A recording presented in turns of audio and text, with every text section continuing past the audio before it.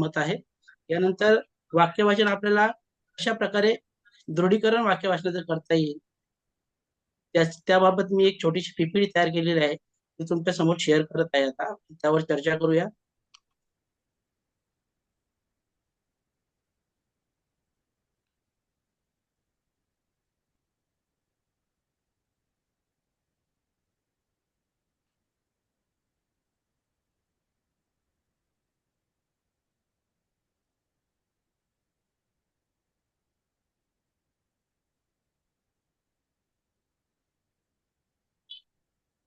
आपण या ठिकाणी पाहू शकता की सोपे वाक्य वाचन हा जो टॉपिक आहे त्याविषयी आपण चर्चा करणार आहोत किंवा थोडक्यात पाहणार आहोत. तर पहिला आहे सोपी साधे वाक्य वाचन. ही पहिली पद्धत आहे. याद्वारे विद्यार्थ्यांना आपण वाक्य वाचनाची सुरुवात कशा प्रकारे करायची हे आपण विद्यार्थ्यांना दाखवून देणार आहोत. त्यामध्ये पहिलं आहे 2 शब्दांची सोपी वाक्य. आपण जर पाहिलं या ठिकाणी की विद्यार्थ्यांना आपण 2 शब्द असलेली वाक्य जी आहेत त्यांचं वाचन करायला विद्यार्थ्यांना या ठिकाणी शिकवणार आहोत.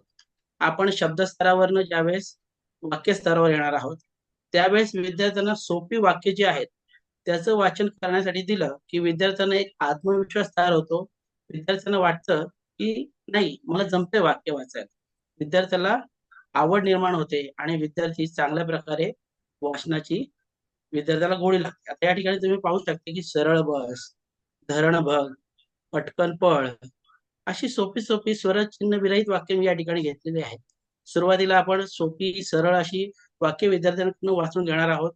त्यानंतर 2 शब्द असलेलीच परंतु स्वरचिन्ह असलेली वाक्य आपण 2 शब्द असलेली स्वरचिन्ह असलेली म्हणजे काना, मात्रा, वेलांटी, उकार जी आहेत ती असलेली वाक्य आपण या ठिकाणी तयार करणार आहोत आणि विद्यार्थ्यांकडनं ती देखील वाचन करून घेणार आहोत. 2 अक्षरी 2 शब्द असलेली वाक्य जी आहेत ती वाक्य वाचण्यासाठी अतिशय सोपी असतात आणि विद्यार्थ्यांना एक वाक्य वाचण्याचा आनंद आणि उत्साह त्यामध्ये निर्माण होतो आणि विद्यार्थ्याला वाक्य वाचनामध्ये रस वाटू लागतो.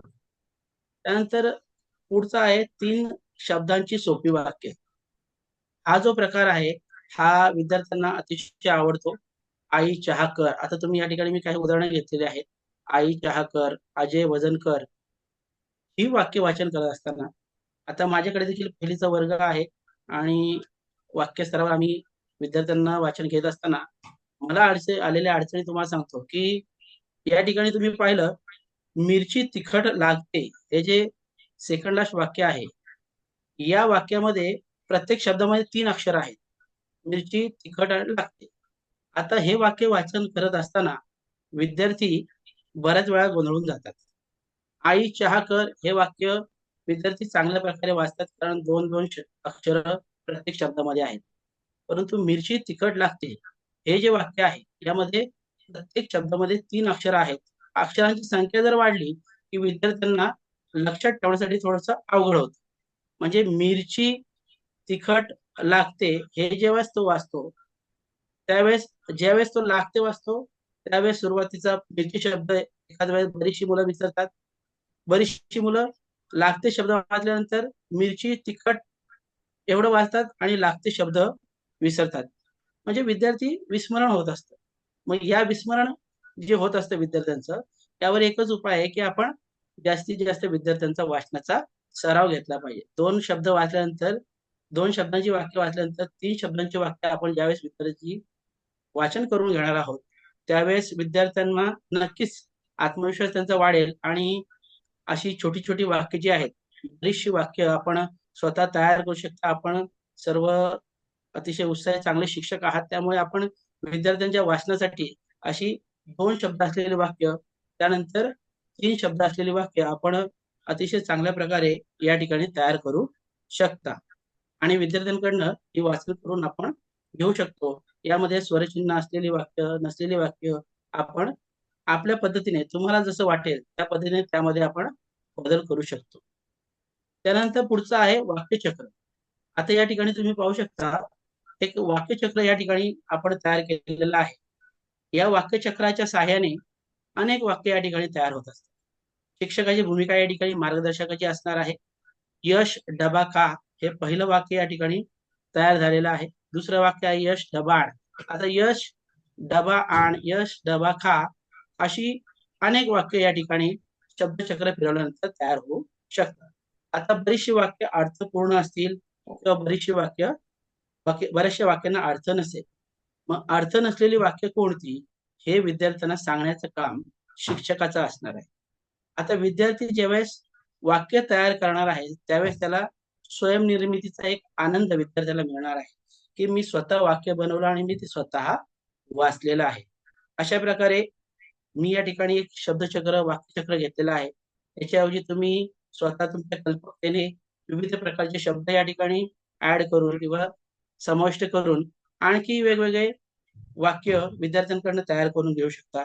आपण 2 गटामध्ये सारखंच वाक्यचक्र दिलं तर जास्तीत जास्त वाक्य कोण तयार करेल आणि त्याचं वाचन करून समोर सादरीकरण कोण करेल, अशा प्रकारच्या स्पर्धा विद्यार्थ्यांमध्ये आपण ठेवू शकतो, जेणेकरून वाक्य वाचनाची आवड विद्यार्थ्यांना कशी लागेल याकडे आपण जर लक्ष दिलं.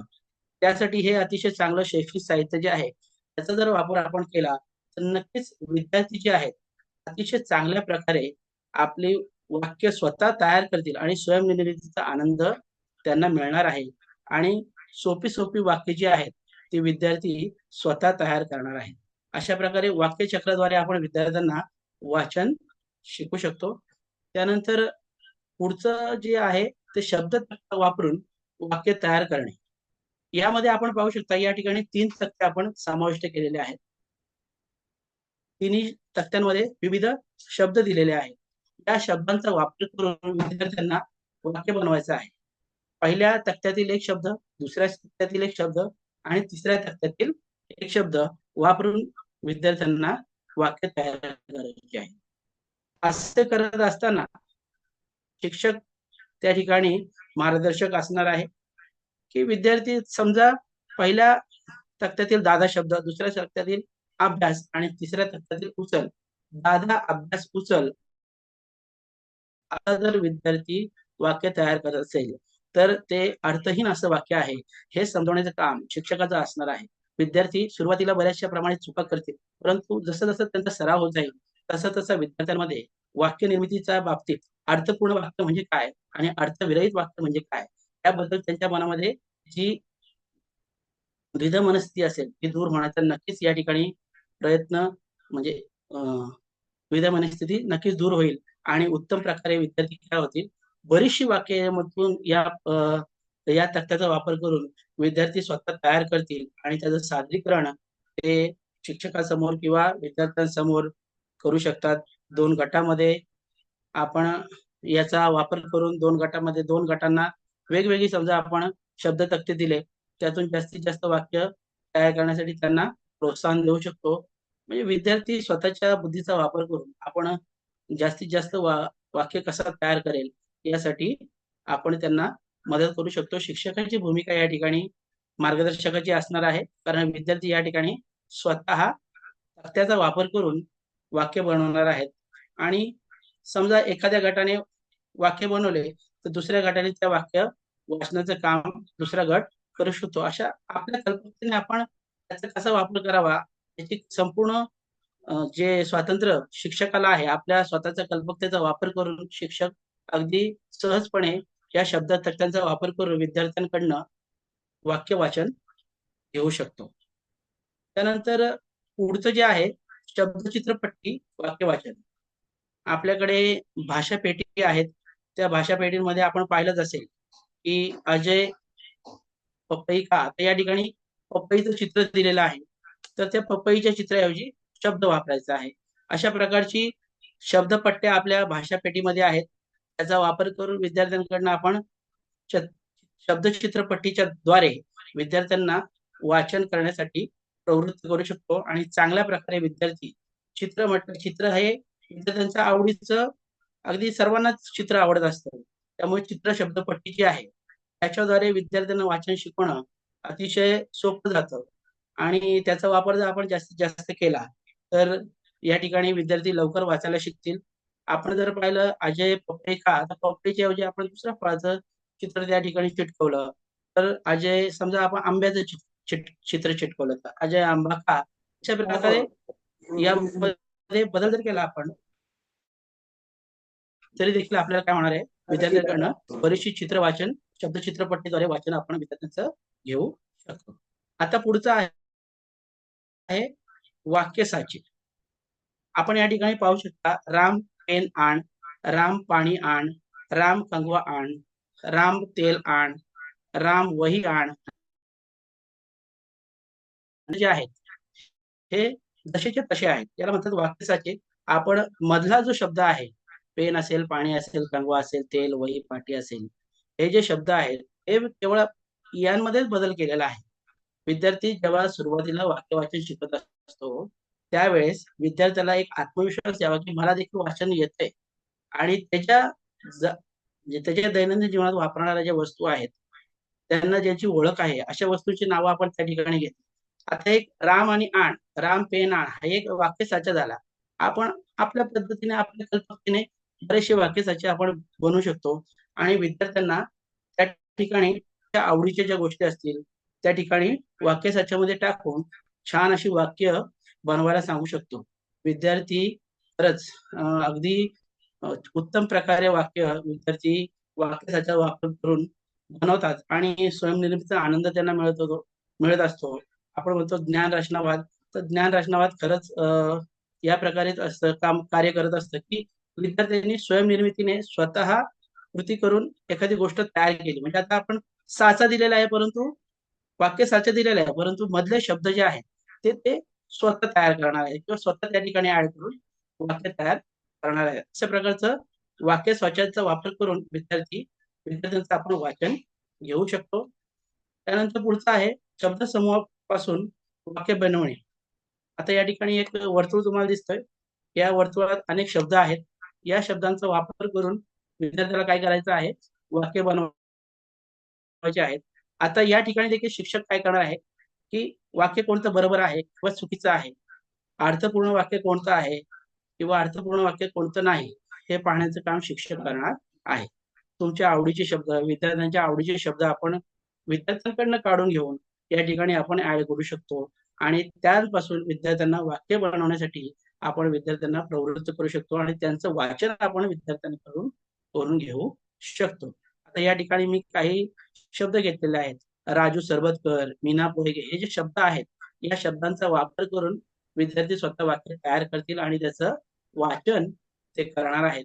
अशा पद्धतीने शब्द बदलले की आणखी बरीचशी वाक्य विद्यार्थी या ठिकाणी तयार करू शकतात.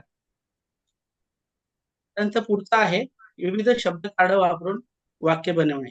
आपण जर पाहिलं आपल्या भाषाची जी पेटी आलेली आहे त्यामध्ये बरेचसे शब्दपट्ट्या ज्या आलेल्या आहेत, शब्द कार्ड, शब्दपट्ट्या असतील त्या आलेल्या आहेत, त्यांचा वापर करून त्या जोडून विद्यार्थी स्वतः काय करतात, वाक्य तयार करीत असतात. आपण जर पाहिलं या ठिकाणी मी काही शब्दपट्ट्या घेतलेल्या आहेत, त्यांचा वापर करून दिनेश बिया घे, दिनेश पाऊस आला, दिनेश कमळ आण, असे छोटी छोटी वाक्य जी आहेत विद्यार्थी शब्दपट्ट्या जोडून आपल्याकडे जे शब्दपट्ट्या आल्या भाषामध्ये, भाषा पेटीमध्ये, त्या शब्दपट्ट्या जोडून विद्यार्थी छान अशी वाक्य तयार करू शकतात आणि स्वयंनिर्मितीचा आनंद त्यांना मिळेल. अतिशय सोप्या पद्धतीने विद्यार्थी वाचन करून वाक्य तयार करतात आणि वाक्य वाचनाची आवड विद्यार्थ्यांमध्ये तयार होते. अशा प्रकारे विविध शब्द कार्ड वापरून विद्यार्थी वाक्य तयार करू शकतात. त्यानंतर पुढचं जे आहे एका शब्दावरून अनेक वाक्य बनवणे. आपण जर पाहिलं की आता विद्यार्थी चांगल्या प्रकारे वाचन करू लागलेले आहेत, मग अशा वेळेस विद्यार्थ्यांना दृढीकरण व्हावं विद्यार्थ्यांचं, मग आपण एखादा शब्द दिला आणि त्या शब्दावर आधारित विद्यार्थ्यांना वाक्य बनवायला सांगितली आणि त्याचं सादरीकरण वर्गाच्या समोर करायला लावलं तर विद्यार्थी भरपूर छान छान वाक्य, आता या ठिकाणी मी शाळा हा शब्द विद्यार्थ्यांना दिलेला आहे, मग विद्यार्थी काय बनवू शकतात, मला शाळा आवडते, माझी शाळा छान आहे, माझ्या शाळेत झाडे आहेत, माझ्या शाळेत संगणक आहेत, अशी विविध प्रकारची वाक्य ज्यामध्ये शाळा हा शब्द समाविष्ट आहे अशी ही वाक्य विद्यार्थी बनवणार आणि स्वतः वाचन करून त्या ठिकाणी दाखवणार आहे. अशा प्रकारे शाळेऐवजी आपण घर शब्द दिला, आई शब्द, बाबा, अनेक शब्द तुम्हाला जे आवडतील ते शब्द विद्यार्थ्यांना आवडतील विद्यार्थ्यांना आवडतील ते शब्द आपण विद्यार्थ्यांना दिले की विद्यार्थी उत्तमरित्या त्यांना आवडतील अशी छान छान वाक्य त्या शब्दाशी मिळती जुळती अशी वाक्य विद्यार्थी तयार करणार आहे आणि त्याचं सादरीकरण तो सर्व वर्गाच्या समोर करणार आहे. म्हणजे एका शब्दावरून अनेक वाक्य बनवण्याचं जी पद्धत आहे त्याद्वारे विद्यार्थी वाक्य वाचन उत्तम प्रकारे करू शकतो. पुढचं आहे चित्र दाखवून वाक्य बनवणे. आता आपण यापूर्वी शब्द दिला, परंतु आता आपण केवळ चित्र दाखवलं आणि त्या चित्राचा वापर करून विद्यार्थी काय करणार आहेत, अनेक वाक्य तयार करणार आहेत. उदाहरणार्थ इथं आपण झाडाचं चित्र दाखवलेलं आहे. झाडे आपल्याला फळे देतात, झाडे आपल्याला सावली देतात, मला आंब्याचे झाड आवडते, मला झाडावर चढायला आवडते. अशा प्रकारची विविध वाक्य विद्यार्थी स्वतः तयार करतील आणि त्याचं सादरीकरण वर्गासमोर करतील. आपण ही कृती गटामध्ये घेऊ शकतो. 2 गटांमध्ये आपण ही कृती देखील उत्तम प्रकारे घेऊ शकतो आणि विद्यार्थ्यांना वाचनासाठी प्रवृत्त करू शकतो. अशा प्रकारे आपण विद्यार्थ्यांना विविध पद्धतीने वाचनासाठी गोडी लावायची आहे.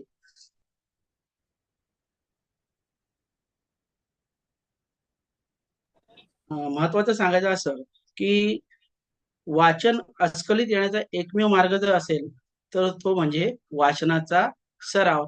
जास्तीत जास्त सराव जर आपण विद्यार्थ्यांचा वाचनाचा घेतला, वाक्य वाचनाचा सराव जास्तीत जास्त आपण जर घेतला तरच विद्यार्थ्यांना उत्तमरित्या वाचन येणार आहे. त्यामुळे वेगवेगळ्या पद्धतीचा अवलंब करून आपल्या कल्पकतेने तुम्हाला अवगत असलेल्या पद्धतीने तुम्हाला येणाऱ्या पद्धतीने आपण जर किंवा आम्ही ज्या ठिकाणी या ठिकाणी सांगितलं त्या पद्धतीने आपण जर विद्यार्थ्यांचा जास्तीत जास्त वाचनाचा आपण जर सराव घेतला तर नक्कीच आपले विद्यार्थी जे आहेत साधे वाक्य वाचन जे आहे जोडाक्षर विरहित साधे वाक्य वाचन जे आहे अतिशय चांगल्या प्रकारे करतील. जास्तीत जास्त अनुभव विद्यार्थ्यांना आणि त्यामध्ये आणखी एक महत्वाची गोष्ट म्हणजे शिक्षकाने आदर्श वाचन कसं असावं हे विद्यार्थ्यांना नित्य नियमाने सांगावं. मला तरी वाटतं की आपल्याला जसं अपेक्षित आहे त्या पद्धतीने आपण जर विद्यार्थ्यांच्या समोर सादरीकरण केलं तर नक्कीच विद्यार्थी अनुकरण प्रिय असतात आणि ते आपल्याप्रमाणे वाचण्याचा प्रयत्न करीत असतात. त्यामुळे वाचन जर आपल्याला विद्यार्थ्यांचं दृढ करायचं असेल तर नियमित सरावाला पर्याय नाही असं या ठिकाणी मला वाटतं. त्यानंतर वाचनाची गोडी विद्यार्थ्यांना लागावी यासाठी भरपूर चित्र असलेली पुस्तकं सर्व शिक्षा अभियानाअंतर्गत शाळांना बरीचशी पुस्तकं प्राप्त झालेली आहेत. त्यामध्ये सोपी सोपी पाठ असलेली बरीच चित्र असलेली पुस्तकं आपल्याला प्राप्त झाली आहेत. त्यांचा वापर करून विद्यार्थ्यांना चित्र सर्वांनाच आवडतं, लहान असो मोठा असो व चित्र आवडण्याला वयाचं बंधन नाही. लहान मुलांना चित्र फारच आवडतात आणि ही जास्त चित्र असलेली परंतु मथळा कमी असलेली अशी जी पुस्तकं असतील ती विद्यार्थ्यांना सुरुवातीला वाचायला दिली तर त्यांना ती फार आवडतात आणि त्यामुळे वाचनाची एक गोडी त्यांच्यामध्ये निर्माण होते आणि वाक्य वाचन जे असेल किंवा वाचन जे असेल वाचन संस्कृती दृढ होण्यासाठी नक्कीच मदत होते. तर या ठिकाणी मी थांबतो. मला या ठिकाणी बोलण्याची संधी दिली त्याबद्दल सर्वांचे या ठिकाणी आभार मानतो. धन्यवाद सर. हॅलो दळवी सर, धन्यवाद.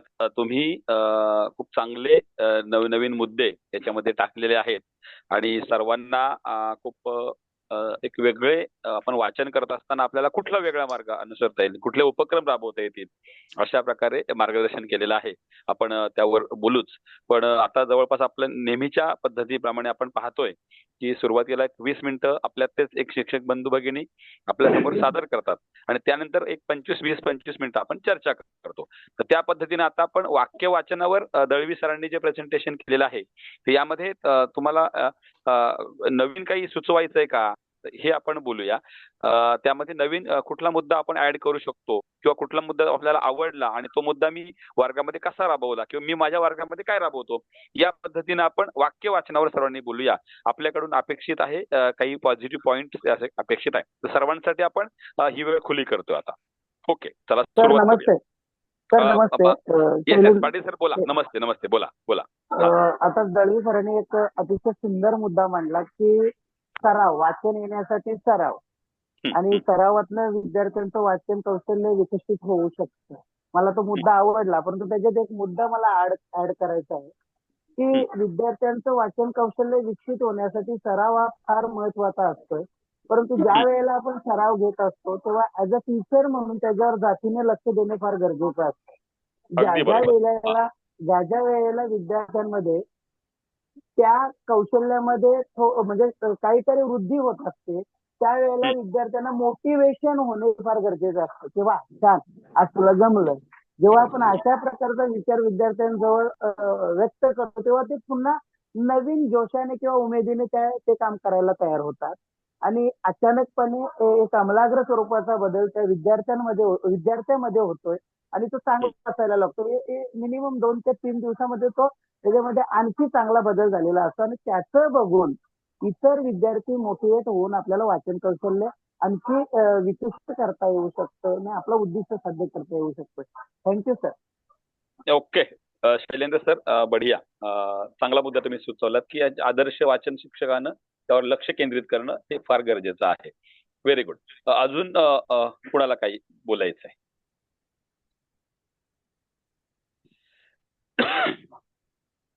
आपल्याला बोलायचं असेल तर आपण निश्चितपणे आपलं त्या ठिकाणी तुम्ही थंब देऊ शकता किंवा आपण डायरेक्टली अनम्यूट करून बोलायला सुरुवात करता येईल.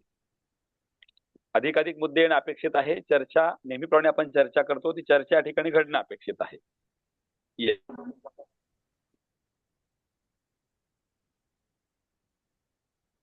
कुणाला काही बोलायचंय का? प्रश्न विचारणं किंवा काही शंका असेल आपल्याला आपला शाळेतला. येस येस बोला. बोला मॅडम.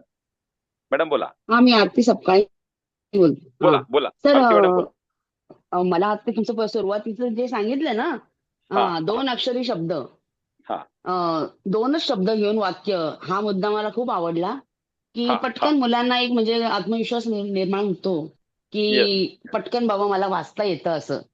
ते एक छान म्हणजे आवडलं मला. आणि वाक्य साचे हा सुद्धा मुद्दा मला आवडला की 2च शब्द देऊन मध्ये विद्यार्थी. आणि आपले जे आता मोलीचं जे ट्रेनिंग झालं त्याच्यामध्ये आपलं जे सेल्फी विथ सक्सेस वगैरे, तर त्यासाठी पण Right. आपल्याला मुलांना आव्हान देण्यासाठी पण ते एक छान म्हणजे वाटलं. Yes, हे yes, आवडले yes. मला मुद्दे. छान वाटलं म्हणजे Okay. ते असं. इतर आपलं जे Okay. चित्र वाचन वगैरे कॉमनच आहे, पण हे साचे वगैरे मला जरा चांगलं वाटलं. आणि 2 अक्षरी शब्दांपासून पण वाक्य म्हणजे मुलांमध्ये आत्मविश्वास येतो की मी वाचू शकतो. हा मुद्दा मला Yes, आवडला yes. सरांचा. अतिशय छान बरोबर. मार्गदर्शन मिळालं सर. Yes yes. थँक्यू आरती धन्यवाद. मॅडम. आपले मुद्दाही महत्वाचा आहे की मुलांमध्ये आत्मविश्वास होण्याकरता ओके. 2 शब्दांचं वाक्य आणि वाक्याचं साचे दोघांचा आपल्याला चांगला उपयोग होऊ शकतो. थँक्यू आरती मॅडम. हा येस येस. हा. अजून काही हो प्रतिक्रिया हो आणि हो. काही थँक्यू सुचवणं सर. अनुभव? Okay. Yes yes yes yes. अजून कोणाला काही सुचवायचंय प्रतिक्रिया किंवा आपल्या वर्गातले अनुभव वाचन करत असताना शब्द वाक्य वाचन करत असताना त्यावर जरा बोलूया. नमस्कार सर. हा नमस्कार मॅडम बोला. ज्या वेळेला वाक्य वाचन आपण घेतोय तर त्यावेळेस हा. तसं आता आरती मॅडमने सांगितलं की आपण आव्हान देऊ शकतो. तर हा. याच्यामध्ये मी पण चांगला अनुभव घेतला की जर मुलांना आपण वेगवेगळे शब्द, एकाच हा. अक्षरावरचे शब्द लिहून आणायला सांगितले हा. आणि त्या अक्षरावरचे शब्द जेव्हा त्यांचं वाचन घेतो आणि वाचन घेतल्यानंतर वर्गात एकदम सगळेजण वाचन करतात, आता याच्यातून कोणती छोटी छोटी वाक्य तयार होतील हे पण आव्हान त्याच्यातनं पुढचं दिल्यानंतर म्हणजे विद्यार्थ्यांची क्रिएटिव्हिटी एवढी पणाला लागते ना की ते विचार करू लागतात की आपण ऐकलेला शब्द आहे आणि आपल्याला लगेच वाक्य तयार करायचंय. म्हणजे बरोबर. काही शब्द ऐकवायचे आहेत आणि लगेच वाक्य तयार करायचंय. तर त्यामध्ये हा प्रयोग मी केलेला. तर मला असं समजलं की काही विद्यार्थी म्हणजे घरामध्ये जे शब्द ऐकलेले असतात, अगदी 1ली 2रीचे विद्यार्थी पण त्या शब्दातून छोटी छोटी वाक्य तयार करतात, पण त्यांना माहित नसतं की हे वाक्य आहे. येस येस येस हा येस. अनुभव मला चांगला मिळाला. तर आणि Very- सरांनी जे सादरीकरण केलं टप्प्याने की हे हा. स्टेप गेल्यानंतर ते स्टेप आणि विथ पीपीटी खूप सुंदररित्या सादरीकरण केलं. दळवी सर आभार तुमचे. आणि अजून एक याच्यामध्ये आपल्याला सांगता येईल की वर्तमानपत्र आपल्याकडे असतात. राईट. या वर्तमानपत्रामध्ये पण काही ओळखीचे शब्द विद्यार्थ्यांचे असतात. तर हे शब्द घेऊन पण आपण त्यांना वाक्य तयार करायला सांगू शकतो. त्यानंतर छोटी छोटी वाक्य याच्यामध्ये जी दिलेली असतात तर ती पण शोधून त्यांना बोलायला सांगू शकतो. कारण वेगळं वाचन काहीतरी असतं ते ते ते त्यांना मुलांना आवडतं. कारण पुस्तकातलं वाचन नेहमी करतात, पण वर्तमानपत्र सहसा सगळीच मुलं वाचतात असं नाही. तर बरोबर. कृतीच्या शनिवारांतर्गत हा पण उपक्रम मी घेतला होता. तर तो पण मला म्हणजे खूप चांगला वाटला, कारण ते म्हणजे त्यामध्ये जास्त लगेच इन्व्हॉल्व्ह होतात मुलं. Right right. Very okay, good. Thank you. Sabale madam, खूप छान. म्हणजे तुमचे काही नवीन मुद्दे यामध्ये ऍड झाले. वर्तमानपत्रातील वाक्यांचं वाचन, म्हणजे आपण मागच्या शब्द स्तरासाठी आणि वाक्य अक्षर स्तरासाठी सुद्धा आपण वृत्तपत्रीय कात्रणींचा आपण योग्य वापर करू शकतो. तर तो सुद्धा आपण या ठिकाणी पाहतोय की त्याचाही आपल्याला चांगला उपयोग होईल. Very good, thank you madam. अजून कोणाला काही शंका कोणाच्या आहेत का यामध्ये, की आपल्या विद्यार्थ्यांना वाक्य वाचन करत असताना काही अडचणी येत आहेत का, असं काही शंका असेल, काही प्रश्न असेल, तोही आपण विचारूया. आपली जवळपास 143 एवढी संख्या आहे आत्ताच्या सद्यस्थितीमध्ये. तर त्यावर आपण प्रत्येकाने सर थोडं बोलू. नमस्कार. चौधरी सर नमस्कार. नमस्कार. नमस्कार. नमस्कार. दत्ता लोकरे बोलतोय सर.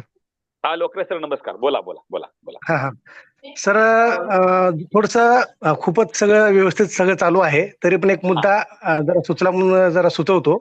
नक्की नक्की सर बोला. बघा, आपण आता वाचन आपला विषय आपला वाचनाकडे चालू आहे.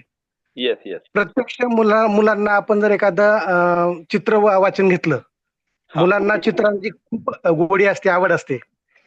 मुलांना जर आपण चित्र वाचनाचा सराव घेतला सुरुवातीला, चित्र वाचन घ्यायचं आणि चित्र वाचनावर उदाहरणार्थ मुलांना समजा लपंडाव खेळणारी मुलं आहेत किंवा नदी डोंगर असं काही परिसर चित्र आपण दाखवलं आणि मग मुलांना बोलतं करायचं, त्या चित्र वाचनावर आधारित त्यांना काही प्रश्न विचारून म्हणा किंवा त्यांची आवड लक्षात घेऊन मुलांना बोलतं करायचं. आणि चित्रातलं काय काय दिसतं बाबा तुला, मग तो मुलगा सांगेल. ज्या ज्या वेळेला मुलगा जे काही सांगेल ना, तर ते आपण तो सोप्या सोपं वाक्य तयार करून ते आपण लेखन करायचं फळ्यावर एका साईडला. Right right. मग चित्र वाचन प्लस तो चित्र वाचनामध्ये जे काही तो प्रकट होतोय त्याचं आपण त्याला लेखन आपण लिहायचं आणि परत त्या लेखनाचा वाचनाचा सराव, लेखन चित्र वाचन प्लस आपण प्रत्यक्ष केलेलं लेखन वाचन याची सांगड घालून मुलांना आणखीन जास्त सर प्रभावीपणे वाचनाकडे वळवता येईल आपल्याला आणि त्यांचं जे दृढीकरण जरा होईल असं मला वाटतं. अगदी अगदी लोकरे सर, हाही मुद्दा छान आहे की चित्र वाचन, कारण चित्र वाचनामधून मुलाला त्यावेळेला त्याच्यातून खूप चांगल्या प्रकारे एकदा त्याला सवय लागली की चित्राचं वाचन करायला की आपोआप त्याचं शब्दात रूपांतर करता येते त्याला आपल्या. Yes yes. दळवी सर, काही आपल्याला सुचवायचं याच्यामध्ये आतापर्यंतच्या प्रश्नांच्या मध्ये? सर्वांनी सर छान मुद्दे मांडलेले आहेत. प्रत्येकाची कल्पना शक्ती वेगळी आहे, त्यामुळे प्रत्येक शिक्षक जो आहे तो आपल्या पद्धतीने उत्तमच विद्यार्थ्यांना देण्यासाठी प्रयत्न करत असतो. तर प्रत्येक शिक्षकाची कल्पना शक्ती वेगळी आहे आणि प्रत्येक जण आपल्या विद्यार्थ्याला कसं वाचन करता येईल यासाठी नेहमी धडपडत असतो आणि त्यासाठी वेगवेगळ्या युक्त्या त्याला सुचतील तशा त्यांचा वापर या ठिकाणी करताना दिसतोय. खरंच कल्पक शिक्षक आहेत, अतिशय चांगल्या प्रकारे वेगवेगळ्या कृती त्यांनी या ठिकाणी सादर केल्या, सांगितल्या, आयडिया सांगितल्या. आणि बऱ्याच शिक्षकांकडे भरपूर आयडिया असतात परंतु बरेच शिक्षक बोलत नाहीत, त्यामुळे त्या आयडिया आपल्यापर्यंत पोहोचत नाहीत बाकी शिक्षकांपर्यंत. माझी विनंती राहील की बऱ्याच शिक्षकांनी बोलावं आणि आपल्या ज्या कल्पना असतील, युक्ती असतील, त्या बाकी सर्व इतर शिक्षक जे आहेत त्यांना नक्कीच लाभदायी ठरू शकतात आणि विद्यार्थ्यांना वाचनासाठी प्रवृत्त करू शकतात. दळवी सर, नक्कीच. आपण ज्या कृतींचा शनिवार ही माननीय सीओ साहेबांच्या मार्गदर्शन आणि संकल्पनेतून निर्माण झालेली आपला हा उपक्रम आहे. आणि हा उपक्रम यासाठी आहे की आपण दिशा अंतर्गत आपल्या विद्यार्थ्यांसाठी जे राबवतोय तिथे आपल्याला जर अडचणी ज्या येत आहेत, मग भाषेमध्ये असो, गणितामध्ये असो किंवा इंग्रजीमध्ये असो, तर त्या अडचणी निरसनाकरता काय करता येईल, एकमेकाला उत्साह वाढवणं, एकमेकाला मदत करणं, हा या उपक्रमाचा उद्देश आहे. याचा नक्कीच आपल्याला फायदा होऊ शकतो. त्यामुळे आपण अजून एक शेवटचे 5 मिनिटं आपण देतो. या 5 मिनिटांमध्ये आपण आपले कोणाला काही विचारायचं असेल किंवा काही सुचवायचं असेल तर निश्चितपणे आपण बोलूया त्याच्यावर. Hello sir. बोला मॅडम. सर, मी सुनीता चव्हाण बोलते. सर, आपण आहे ना मुलांचे ज्यावेळी त्यांना शब्द स्तरावरून वाक्य स्तराकडे घेऊन जात असतो त्यावेळी एक उपक्रम आपल्याला खूप फायदेशीर पडू शकतो. तो आपल्या पाठ्यपुस्तकामध्ये पण आहे, शब्द डोंगर नावाचा. त्याच्यामध्ये एक पर्टिक्युलर शब्द, समजा आपण शब्द घेतला पपई, तर त्याच्या खालीच पपई हा शब्द आपण विद्यार्थ्यांना वाचायला शिकवला. पपई मध्ये 2 अक्षर आहेत, प 2 वेळा आहे आणि ई 1 वेळा आहे. मग पपई हा शब्दांचं आपण विद्यार्थ्यांकडून वाचन करून घेतल्यानंतर आपण त्याखाली अजून एक ओळ वाढवू शकतो, ही पपई. म्हणजे दुसऱ्या ओळीत त्यांना फक्त एकच शब्द अनोळखी असतो, ही, आणि पपई हा परिचित असतो. मग पुन्हा त्याखाली तिसरी ओळ वाढवता येईल, ही पपई आहे. मग इथे त्यांचे 2 शब्द अगोदरचे परिचित असतात, ही आणि पपई. अनोळखी शब्द असतो, आहे. मग पुन्हा पुन्हा एक ओळीत नवीन शब्द ऍड करता येईल, ही पपई पिवळसर आहे. ओके. म्हणजे क्रमाक्रमाने आपण असे प्रत्येक ओळीत शब्द वाढवत नेऊन त्याला डोंगरासारखा आकार मिळतो आणि मुलांना वाक्य वाचनाकडे त्यामुळे घेऊन जाता येतं. पहिल्यांदा आपण शब्द शिकवला पपई, पण पपईच्या संदर्भाने जे अनेक शब्द आले ती हळूहळू वाचायला शिकतील. अर्थात हा प्रवास एका दिवसाचा नाही, पण हळूहळू ते शिकतील आणि मग त्यांना ती वाक्य वाचता येतील. आणि इथेच त्यांना आपण जे श्रुतलेखन आहे ना सर, तेही शिकवू शकतो. कसं आपण त्यांना आता पपईचं शिकवलं, तसंच आपण त्यांना सांगू शकतो, आता मी तुला पपईचं सांगितलं, तू असाच सेम शब्द डोंगर काकडीचा करू शकतोस का? तर ते विद्यार्थी प्रयत्न करताना दिसतील आपल्याला. काकडी, मग ही काकडी आहे, ही काकडी हिरवी आहे, अशा पद्धतीने ते करू शकतात. नंतर काकडी ऐवजी आपण दुसरा एखादा फळ देऊ शकतो, सफरचंद देऊ शकतो, केळी देऊ शकतो. मग नंतर हळूहळू आपण ज्या अमूर्त बाबी आहेत त्याचा पण शब्द डोंगर तयार करू शकतो. समजा आपण शाळा दिली, तर मग तो शाळा, ही माझी शाळा आहे. आई, ही आई, माझी आई, ही माझी आई आहे. माझी आई माझी काळजी घेते. म्हणजे अशा पद्धतीने तो हळूहळू एक एक शब्द वाढवत नेऊन वाक्य हा अर्थपूर्ण बनायला शिकू शकतो. असं मला वाटतं सर. हा उपक्रम मी माझ्या शाळेत राबवते आणि हा खूप सक्सेसफुल उपक्रम आहे. सर्वांनी तो राबवावा. यामुळे काय होतं, मुलं जी शब्द स्तरावरची असतात ती वाक्य स्तरावर तर आपल्याला नेता येतातच, पण त्याही पुढे जाऊन हळूहळू हा जो शब्द डोंगर स्वरूपात आपण लिहिलेला आहे त्याला तोच परिच्छेद आपण सलग लिहायला सांगू शकतो, आहे की नाही? म्हणजे त्याला परिच्छेद लेखन पण येईल. म्हणजे शब्द स्तरावर असलेला विद्यार्थी आपल्याला सोप्या पद्धतीने परिच्छेदापर्यंत नेता येतो. आता हे पपईचं झालं. आता आपण त्याच्या पुढे त्याला सांगू शकतो, आता ही जी पपई आहे, असं समज की तू स्वतः पपई आहेस, आणि आता तू तुझ्याबद्दल बोल.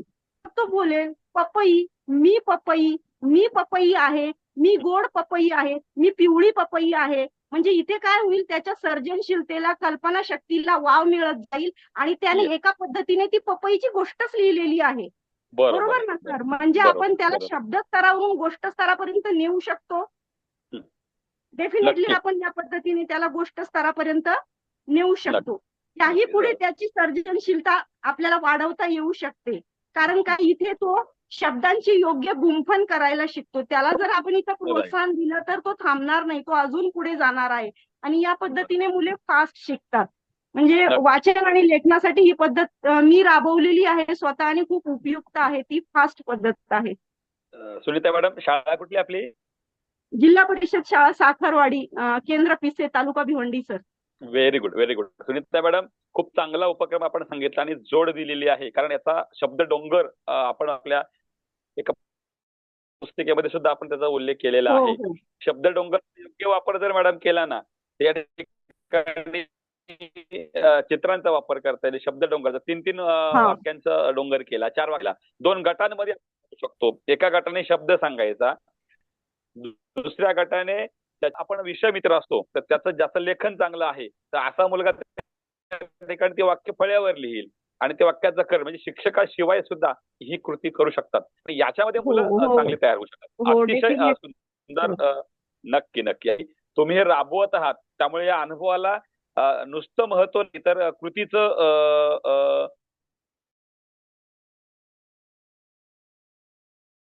पद्धतीने खूप फास्ट शिकतात सर. म्हणजे जी गोष्ट आपल्याला चित्र दाखवून किंवा त्यांना फळ्यावर ज्या गोष्टीसाठी आपल्याला 3-4 महिने 15 दिवसात या पद्धतीने शिकू शकतो. आणि शिक्षकाशिवाय सुद्धा मुलं गटामध्ये हे करू शकतात. आपल्याला मुलीच्या प्रशिक्षणानुसार हे अपेक्षित आहे.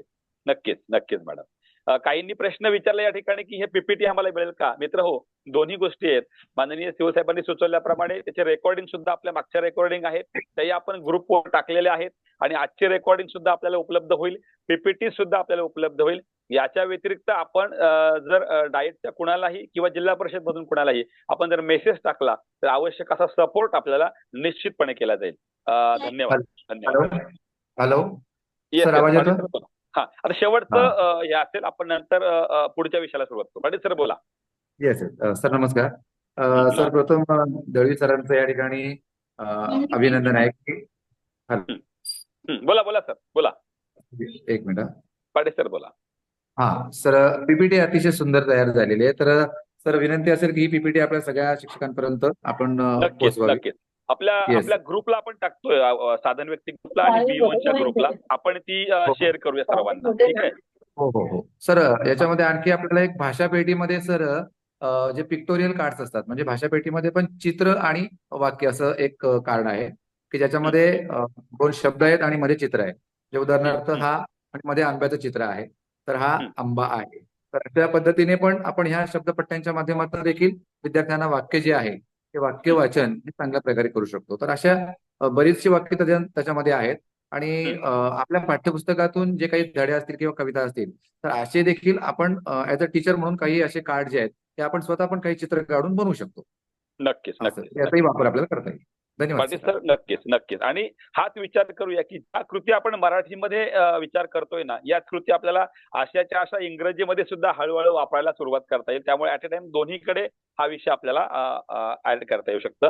2-3 हो. मुद्दे मी सुचवतो.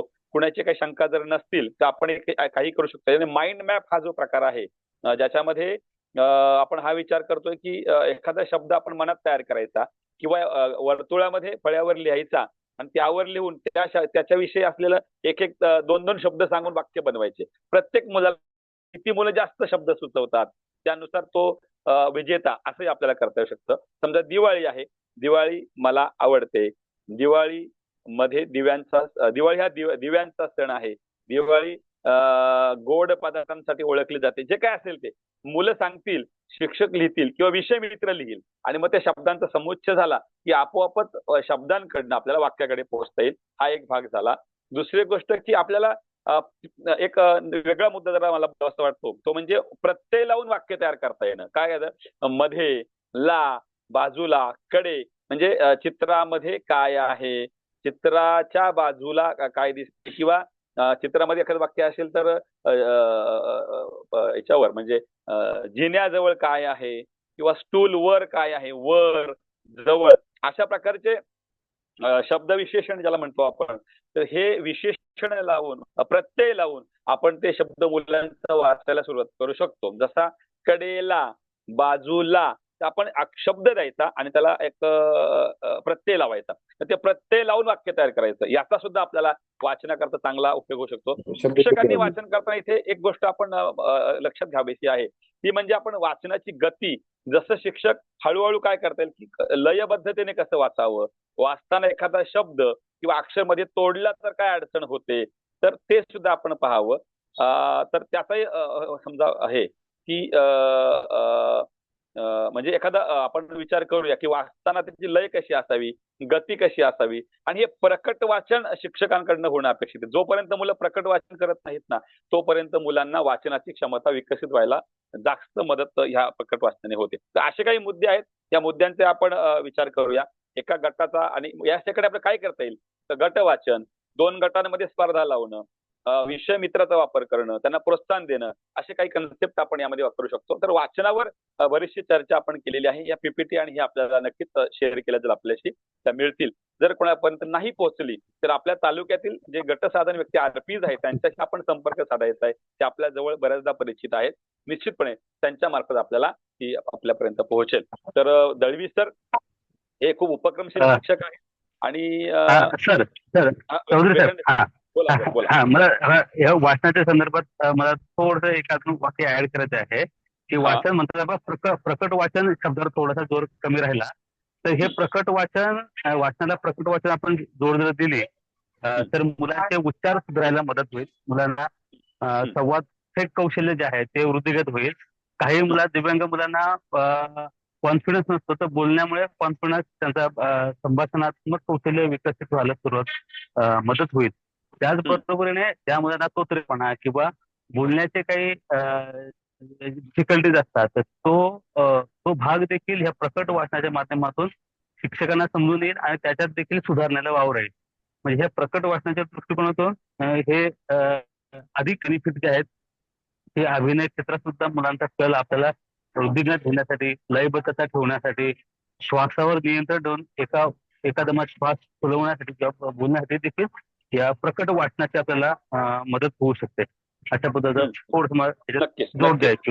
वेखंडे सरांनी खूप चांगले मुद्दे सुचवले. शक्यतो आपण जे दिव्यांग विद्यार्थी यांच्याबाबत याचा आपल्याला अधिक चांगला फायदा होऊ शकतो. अजून एक मुद्दा पटकन मला आठवला म्हणून सुचवतोय आणि थांबेल मी आणि पुढच्या याला सुरुवात करूया. एक शब्द आहे, वाक्य आहे 2 शब्दांचं. ब र आणि र वर एक स्ट्रेस असलेला अनुस्वार आहे, त्याला आघात म्हणतो आपण. आणि झालं, बर अनुस्वार म्हणजे आघात आणि झालं. आता हे वाक्य मुलं कशी वाचू शकतात पहा. बर झाल, लक्षात घ्या, बर झालं. तर इथे काही बरम झालम असं पण वाचू शकतात, लक्षात घ्या.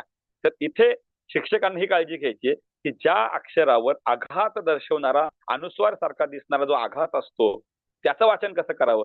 बरं झालं, ज्या वेळेला त्या बरंचं वाचन शिक्षक बरं झालं असं म्हणणार आहेत, त्यावेळेला मुलं सुद्धा बरम झालम किंवा बर झाल असं वाचणार नाहीत. तर वाक्य वाचन करताना या शब्दांवरचा आघात जो आहे ना, यावरही आपण लक्ष केंद्रित करणं गरजेचं आहे. मला असं वाटतं आपण भरपूर चर्चा केलेली आहे आणि तशी वेळही आपली संपून गेलेली आहे. त्यामुळे पहिल्या याच्यामध्ये प्रशांत दळवी अतिशय सुंदर आणि सातत्यानं आमच्या संपर्कात ते होते, चर्चा सुरू होती आणि त्यातून अतिशय उत्तम प्रकारचं प्रेझेंटेशन त्यांनी केलेलं आहे. आणि या प्रेझेंटेशन मध्ये खूप नवीन बाबी सर्व शिक्षकांच्या निदर्शनास त्यांनी वाचनामधल्या आणून दिलेल्या आहेत. ते एक स्वतः नवोपक्रमशील शिक्षक आहेत. भाषा आणि गणितामध्ये भरपूर उपक्रम त्यांच्या शाळेमध्ये चालू असतात आणि त्यांनी स्वतःहून या ठिकाणी बोलण्याची त्यांनी इच्छा व्यक्त केली होती. दळवी सर, मी आपल्याला मनापासून या ठिकाणी धन्यवाद देतो. तर आपण खूप चांगले ठिकाणी मांडले, त्याबद्दल मी आपल्याला धन्यवाद देतो. आणि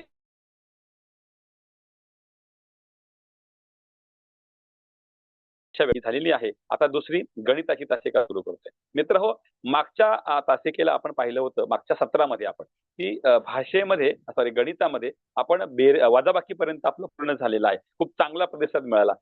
आता आपण गुणाकाराकडे वळत आहोत.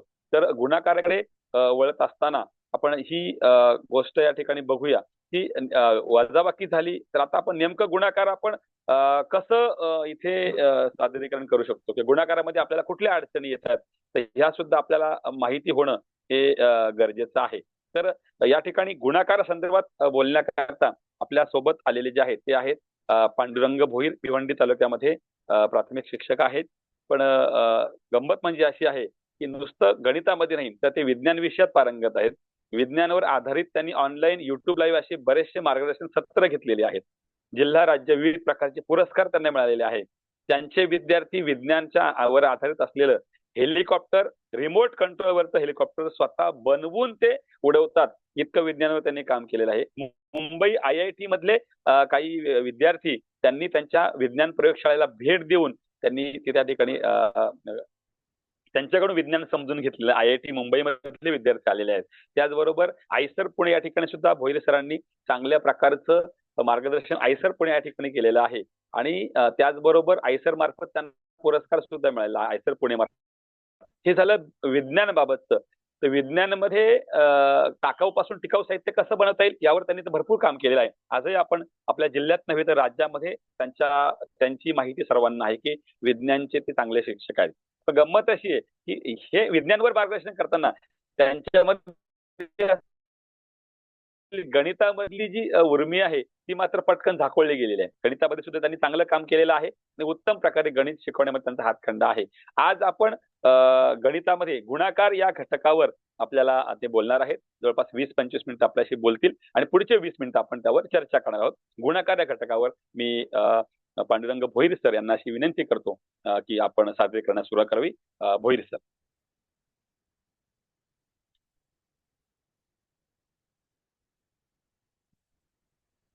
Hello Bhoir sir.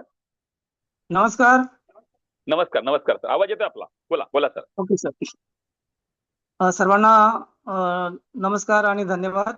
आताच आपण मराठी विषय पाहिला आणि पुढची तासिका गणित विषयाची आहे आणि गणित विषयातील जे अध्ययन स्तर आहेत ते आतापर्यंत वजाबाकी झालेली आहे आणि आता आपण गुणाकारकडे वळतोय. गुणाकार म्हटला सर, आवाज व्यवस्थित आहे? अगदी अगदी एकदम व्यवस्थित आहे, काही काळजी नाही. सुरुवात करतो मी, कंटिन्यू करा. गुणाकार म्हटलं की ते बेरजेशी संबंधित आहे. म्हणजे पहिल्यांदा आपण बेरीज पाहिली, त्याच्यानंतर हच्च्याची बेरीज, वजाबाकी, गुणाकार आणि नंतरचा आपण भागाकार. मग गुणाकार पाहत असताना गुणाकार हा शब्द लिहिलं की विद्यार्थ्यांच्या अंगावर एक शहार येतात किंवा काटा येतो, कारण त्याच्या मित्राने, त्याच्या बहिणीने, त्याच्या भावाने गुणाकाराविषयी त्याच्या मनामध्ये भीती निर्माण केलेली असते. म्हणून गुणाकारापासून विद्यार्थी बऱ्याचदा आपल्याला लांब जाताना दिसतात किंवा त्यांना त्याच्याविषयी नावड निर्माण होते. पण जर का आपण गुणाकार ही प्रक्रिया जर वेगळ्या पद्धतीने समजून सांगण्याचा जर प्रयत्न केला तर निश्चितच त्यांच्यापासून तो त्या गणितामध्ये, त्या गुणाकारामध्ये इन्व्हॉल्व्ह होईल. मला असं वाटतं की गुणाकाराचे 4 स्तर आहेत. एक सारख्या गटांचे, म्हणजे पहिल्यांदा गुणाकार समजून घेणं गरजेचं आहे. त्याच्यानंतर गुणाकार समजलं तर विद्यार्थ्यांना ते अतिशय सोपं जाईल. उदाहरणार्थ सारख्या गटांची पुन्हा पुन्हा केलेली बेरीज म्हणजे गुणाकार. उदाहरणार्थ 2 अधिक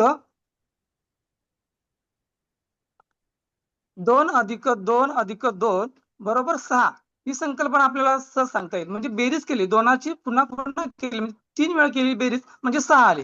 या पद्धतीने आपण 5 जर गेलो तर बेरजेशी संबंधित आहे. हे जे आहे ते बेरजेशी संबंधित आहे, त्याच्यामुळे सारख्या गटांची पुन्हा पुन्हा केलेली बेरीज म्हणजे गुणाकार. पण गुणाकार सांगत असताना त्यांना त्या संख्येची पुन्हा पुन्हा जर बेरीज करत गेलो तर आपल्याला हे अतिशय सोपं आणि सुलभ जाईल. त्याच्यानंतरच आपण पाहूया पुढचा मुद्दा. नंतर मुद्दे आपण सविस्तर पाहणारच आहोत. उदाहरणार्थ पटींची तुलना. जर पटीने तुलना करत गेलो आपण तरी देखील आपल्याला गुणाकाराची संकल्पना विद्यार्थ्यांपर्यंत पोहोचता येईल. वर्गातलीच उदाहरण घेतलं की माझ्या वर्गामध्ये मुलींची संख्या ही मुलांच्या संख्येपेक्षा डबल आहे. मुलींची संख्या ही मुलांच्या संख्येपेक्षा डबल आहे. मग मुलांची संख्या किती? 12. तर मुलींची संख्या किती असेल? मुलांची संख्या ही जर 12 आहे तर मुलींची संख्या किती आहे हे सांगण्यासाठी पट आली. म्हणजे पटीचं उदाहरण जेव्हा घेऊ तेव्हा आपण पुढचं, जेव्हा मी सविस्तर स्पष्टीकरण करेन प्रत्येक मुद्द्याचं, तेव्हा आपल्याला पाहता येईल. पुढचा एक मुद्दा आहे दर. आता दर म्हटलं की सध्याच्या आताच्या यामध्ये पाहिलं वर्गामध्ये ती 5 रुपयाचं एक पेन आहे. असं एक 5 रुपयाचा पेन घेतल्यानंतर त्याची एका पेनाची किंमत 5 रुपये. तर 5 पेनाची किंमत किती ह्या दराच्या स्वरूपाला उदाहरण देता येईल. उदाहरणार्थ आता जर दिवाळी सुरू आहे तर दिवाळीच्या दृष्टिकोनातून आपण जर वास्तववादी उदाहरण दिले की एका फटाक्याची किंमत 10 रुपये आहे, तसे 10 फटाक्यांची किंमत किती रुपये? किंवा साड्या, वरच्या वर्गासाठी आपण उदाहरण घेतले, साड्यांचं उदाहरण सांगितलं की एका साडीची किंमत 500 रुपये, तर 5 साड्यांची किंमत किती रुपये असेल? अशी वास्तववादी उदाहरण आणि किमती जर आपण योग्य घेतल्या, त्याला जुळणाऱ्या, त्याला योग्य वाटणाऱ्या, तर विद्यार्थ्यांना ते अधिक सोपं जाईल. आणि पुढचा एक चौथा मुद्दा आहे रांगा किंवा स्तंभ. म्हणजे परिपाठाच्या वेळी आपण जसं उदाहरण घेतलं की 5-5च्या रांगा तयार करा, अशा 5 रांगा तयार करा. परिपाठाच्या वेळी आपण असं आज सांगितलं की 5 विद्यार्थ्यांच्या 5 रांगा तयार करा, किंवा सांगितलं की 6 विद्यार्थ्यांच्या 5 रांगा तयार करा. एक दिवशी 5 विद्यार्थ्यांच्या 5-5 जर पाहिल्या तर त्यांना 25 येईल. इथे देखील बेरीज आहे. दुसऱ्या दिवशी 5 रांगा 6-6 विद्यार्थी पाहिले, इथे देखील बेरीज आहे. कुठेही मी गुणाकाराचा इथे उल्लेख केला नाही, गुणाकार कुठेही सांगितलं नाही, परंतु अप्रत्यक्षरित्या विद्यार्थ्यांपर्यंत गुणाकार मी पोहोचू शकलो, सांगू शकलो. आता काय करता येईल आपल्याला? याचा सराव करायचा. जेव्हा आम्ही म्हटलं की सारख्या गटांची पुन्हा पुन्हा केलेली बेरीज म्हणजे गुणाकार, पहिला मुद्दा आपण पाहतो. पहिला मुद्दा पाहत असताना आपण जसं मगाशी संख्या लिहिली 2 अधिक 2 अधिक 2 बरोबर 6. आपण आता प्रत्यक्ष पाहूया एक उदाहरण. 2 अधिक 2 बरोबर 2 अधिक 2 हे 6 आले. तसेच पुढे जर घेतले आपण 6 अधिक 6 अधिक 6 बरोबर 12 आले. ही क्रिया मात्र गुणाकाराची, पण केली ते बेरीज. म्हणजे पुन्हा पुन्हा ती जी संख्या येत गेली त्या संख्येचं आपण काय केले? बेरीज. आता या पद्धतीने सराव जर करत गेला तर विद्यार्थ्यांना त्या संख्येतून गुणाकाराची आपल्या संकल्पना पुढे सांगता येईल. मग ही संकल्पना दृढ झाल्यानंतर विद्यार्थ्यांपर्यंत आपल्याला गुणाकार पोहोचवायचा आहे. नंतर पट्टीची तुलना जी पाहिली आपण, त्या पट्टीच्या तुलनेमध्ये जसं मागाशी उदाहरण दिलं की वर्गामध्ये 12 मुलगे आहेत तर मुली किती असेल? दुप्पट आहेत. तर साहजिकच त्याचा दुपटीचा आपण जेव्हा पाहू तेव्हा तो किती असेल? दुप्पट, अजून दुप्पट जर केली तर काय होईल 24. म्हणजे पाड्यांची इथे संकल्पना जी आहे, बे एके बे, बे दोन चार, बे त्रिक 6, म्हणजे 2ची दुप्पट 4, 2ची तिप्पट 6, 2ची चारपट 8, या पद्धतीने आपल्याला पटपट सांगता येईल आणि त्यातूनच पाड्यांची संकल्पना देता येईल. पाडे म्हणजेच गुणाकार आहे हे आपल्याला सांगता येईल. 2 गुणिले 2 बरोबर 4, 2 गुणिले 3 बरोबर 6, 2 गुणिले 4 बरोबर 8, ही देखील गुणाकाराची पद्धतीने आपल्याला पट्टीने तुलना करता करता ते सांगता येईल. म्हणजे पट्टीने घेतलं पण त्यातून काय शिकवलं आपण, गुणाकार शिकवलं. या संकल्पने आपल्याला पट्टीची तुलना घेताना गुणाकार सांगण्यात आलं. आता दराचा घेतला आपण, दर घेतलं, जसं मगाशी पेनाचं उदाहरण घेतलं किंवा फटाक्याचं उदाहरण घेतलं, ही शाब्दिक उदाहरण आहे. ही उदाहरणं जरी शाब्दिक असली तरी देखील विद्यार्थ्यांपर्यंत गणित पोहोचवण्याचं, गुणाकार पोहोचवण्याचं आपण छानपैकी काम करतो. बघा बरं, एक उदाहरण घेतलं मी. उदाहरणार्थ 5 साडे, एका साडीची किंमत 500 रुपये, एका साडीची किंमत 500 रुपये, अशा 5 साड्या घेतल्या. आपण इथे बेरीज जरी करत गेले तर 5 5 25, म्हणजे 2500 रुपयाच्या साड्या ते तयार झाल्या. म्हणजे बेरीज मांडत गेलो आणि त्याच्यानंतर सरावाने आपण काय केलं, 5 गुणिले 5 बरोबर 500 गुणिले 5 बरोबर 2500 रुपये आले. म्हणजे ही संकल्पना दराची जरी, या सगळ्यांचं उदाहरण जर घेतलं तर आपल्याला शाब्दिक उदाहरण पण सांगता आली आणि छोटी छोटी गणित देखील सांगता आली, म्हणजे अंकची संख्या देखील आपल्याला सांगता येईल. त्याच्यानंतर पुढचं उदाहरण आहे किंवा पुढची स्टेप आहे रांगा किंवा स्तंभ. म्हणजे मगाशी मी उदाहरण दिलं ते परिपाठातलं उदाहरण दिलं. त्याचबरोबर आपण असं म्हटलं की एका बागेमध्ये पेरूची 10 झाडे आहेत, एका बागेमध्ये पेरूची 10 झाडे आहेत, तर अशा 10 रांगा आहेत, तर किती झाडे तयार होतील. मग तर 10 रांगा, एका झाडे 10, तर अशी 10 रांगा. सहज विद्यार्थी त्याचा गुणाकार करतील आणि 100 पुढे लिहितील. अशा पद्धतीने रांगा किंवा स्तंभ किंवा त्याला आपण आयत म्हणूया, या पद्धतीने देखील ह्या 4 स्टेप दिल्यानंतर विद्यार्थ्यांना आपल्याला गुणाकाराची जी संकल्पना आहे ती बऱ्यापैकी पटवून सांगता येईल. आता गुणाकार सोडवत असताना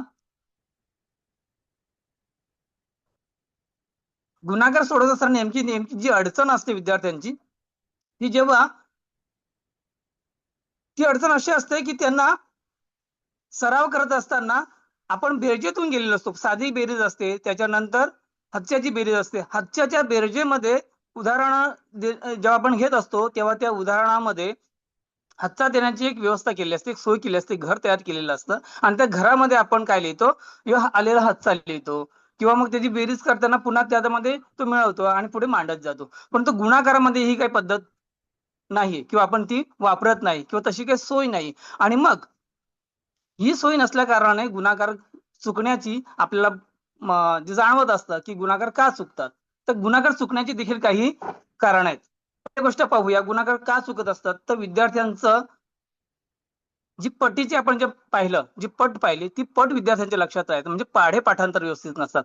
पाढे पाठांतर व्यवस्थित नसल्या कारणाने विद्यार्थी पटकन गुणाकाराची उदाहरण मांडू शकत नाही, ते करू शकत नाही.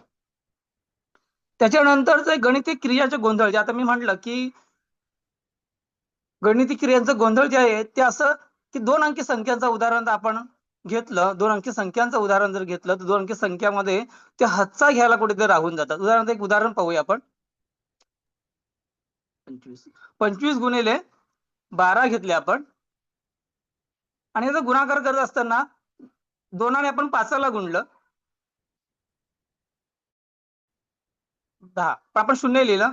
आता जो 1 आहे ते 1 आपण बाजूला करत असतो किंवा मनामध्ये ठेवत असतो, परंतु हा 1 नसून हा 1 दशक आहे हे आपण सांगायला विसरत असतो.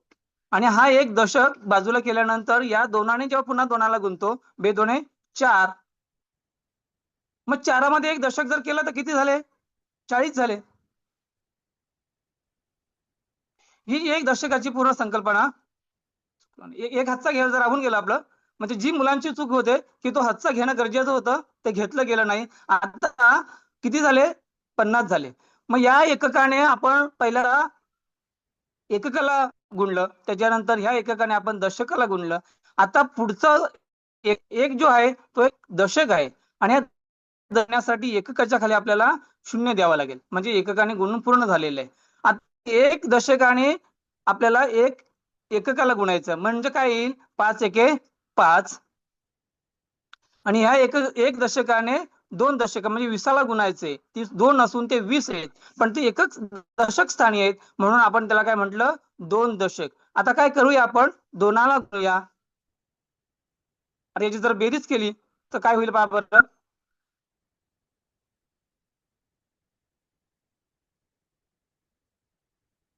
आता इथेच जी गोंधळ असतं की आपण काय करत नाही, ते हातचा देण्यासाठी कोणत्याही प्रकारची व्यवस्था केलेली नसते आणि तिथेच विद्यार्थी चुकत असतात. म्हणजे स्थान जे आहे, जे आपण प्रारंभिक स्तर पाहिलं, त्याच्यानंतर अंकाचं स्थान पाहिलं, त्याच्यानंतर बेरीज पाहिली, हातच्या जी बेरीज पाहिली आणि हातच्या बेरीजमध्ये जी व्यवस्था केलेली असते ती मात्र इथे व्यवस्था नसते आणि मग आपल्याला विद्यार्थी गणित चुकताना दिसतात किंवा त्यांच्यामध्ये ती घाई होते आणि जे उत्तर येणं गरजेचं होतं ते आपल्याला प्राप्त होत नाही. आणि म्हणून जे संख्येचं स्थान आहे किंवा आपण असं न म्हणता 25 मध्ये 2 हे दशक आहेत, 5 हा एकक आहे, 2 हा एकक आहे, 1 हा दशक आहे. ही संकल्पना जोपर्यंत विद्यार्थ्यांच्या लक्षात आणून देत नाही तोपर्यंत विद्यार्थी गणित त्यांच्याकडनं चूक होऊ शकते आणि होऊ नये म्हणून ही व्यवस्था करणं गरजेचं आहे. असं पण आपल्याला उदाहरणं सोडवता येतील की जेव्हा हातच्याची बेरीज आपण करत असतो, हातच्याची बेरीज करत असताना बऱ्याचदा आपण हातच्याच्या घरासाठी घर तयार करत असतो, पण काही सराव असं करणं गरजेचं आहे की त्यामध्ये काय करणं, कोणत्याही प्रकारचं घर न करता म्हणजे हातच्याचं घर न तयार करता काही सराव उदाहरणं घेणं गरजेचे आहेत. जी सराव उदाहरणं जर घेतली तर त्यांच्या असं लक्षात येईल की आपल्याला याचा उपयोग गुणाकार सोडवण्यासाठी करता येईल. म्हणून वारंवार आपण हातच्याचं घर न घेता अशी काही उदाहरणं सोडून घेऊया त्यांच्याकडनं की ते मनात हातचा घेतील किंवा कुठे बाजूला ठेवतील आणि मग त्याची बेरीज करत जातील. आता ही छोटी संख्या आहे म्हणून ठीक आहे, पण जेव्हा मोठी संख्या घेतली जाते त्यामध्ये वेगवेगळ्या प्रकारची क्रिया येतात. बेरजेची येते, ही हातचा पहिल्यांदा त्या गुणाकारासाठी एक हातचा येतो, त्याच्यानंतर आपण त्याची बेरीज करताना हातचा येतो. ही सोडवण्यासाठी किंवा तयार करण्यासाठी कुठेही व्यवस्था राहत नाही आणि म्हणून आपल्याला ती अडचण निर्माण होत असते. दुसरी गोष्ट असं असतं की विद्यार्थ्यांमध्ये एक चुरस लागली असते की माझं पुढे गणित गेलं पाहिजे, माझं पहिल्यांदा सोडून झालं पाहिजे आणि ह्या चुरशीच्या पोटी ते घाई करतात आणि घाई केली की त्यांचं बऱ्याचदा गणित हे चुकलेलं असतं. ही देखील आपल्याला परिस्थिती जाणवत असते.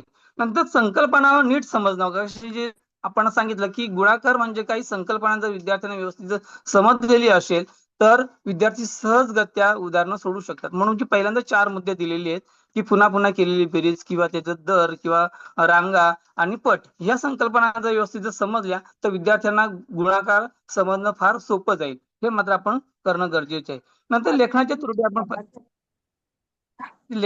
त्रुटी येतात.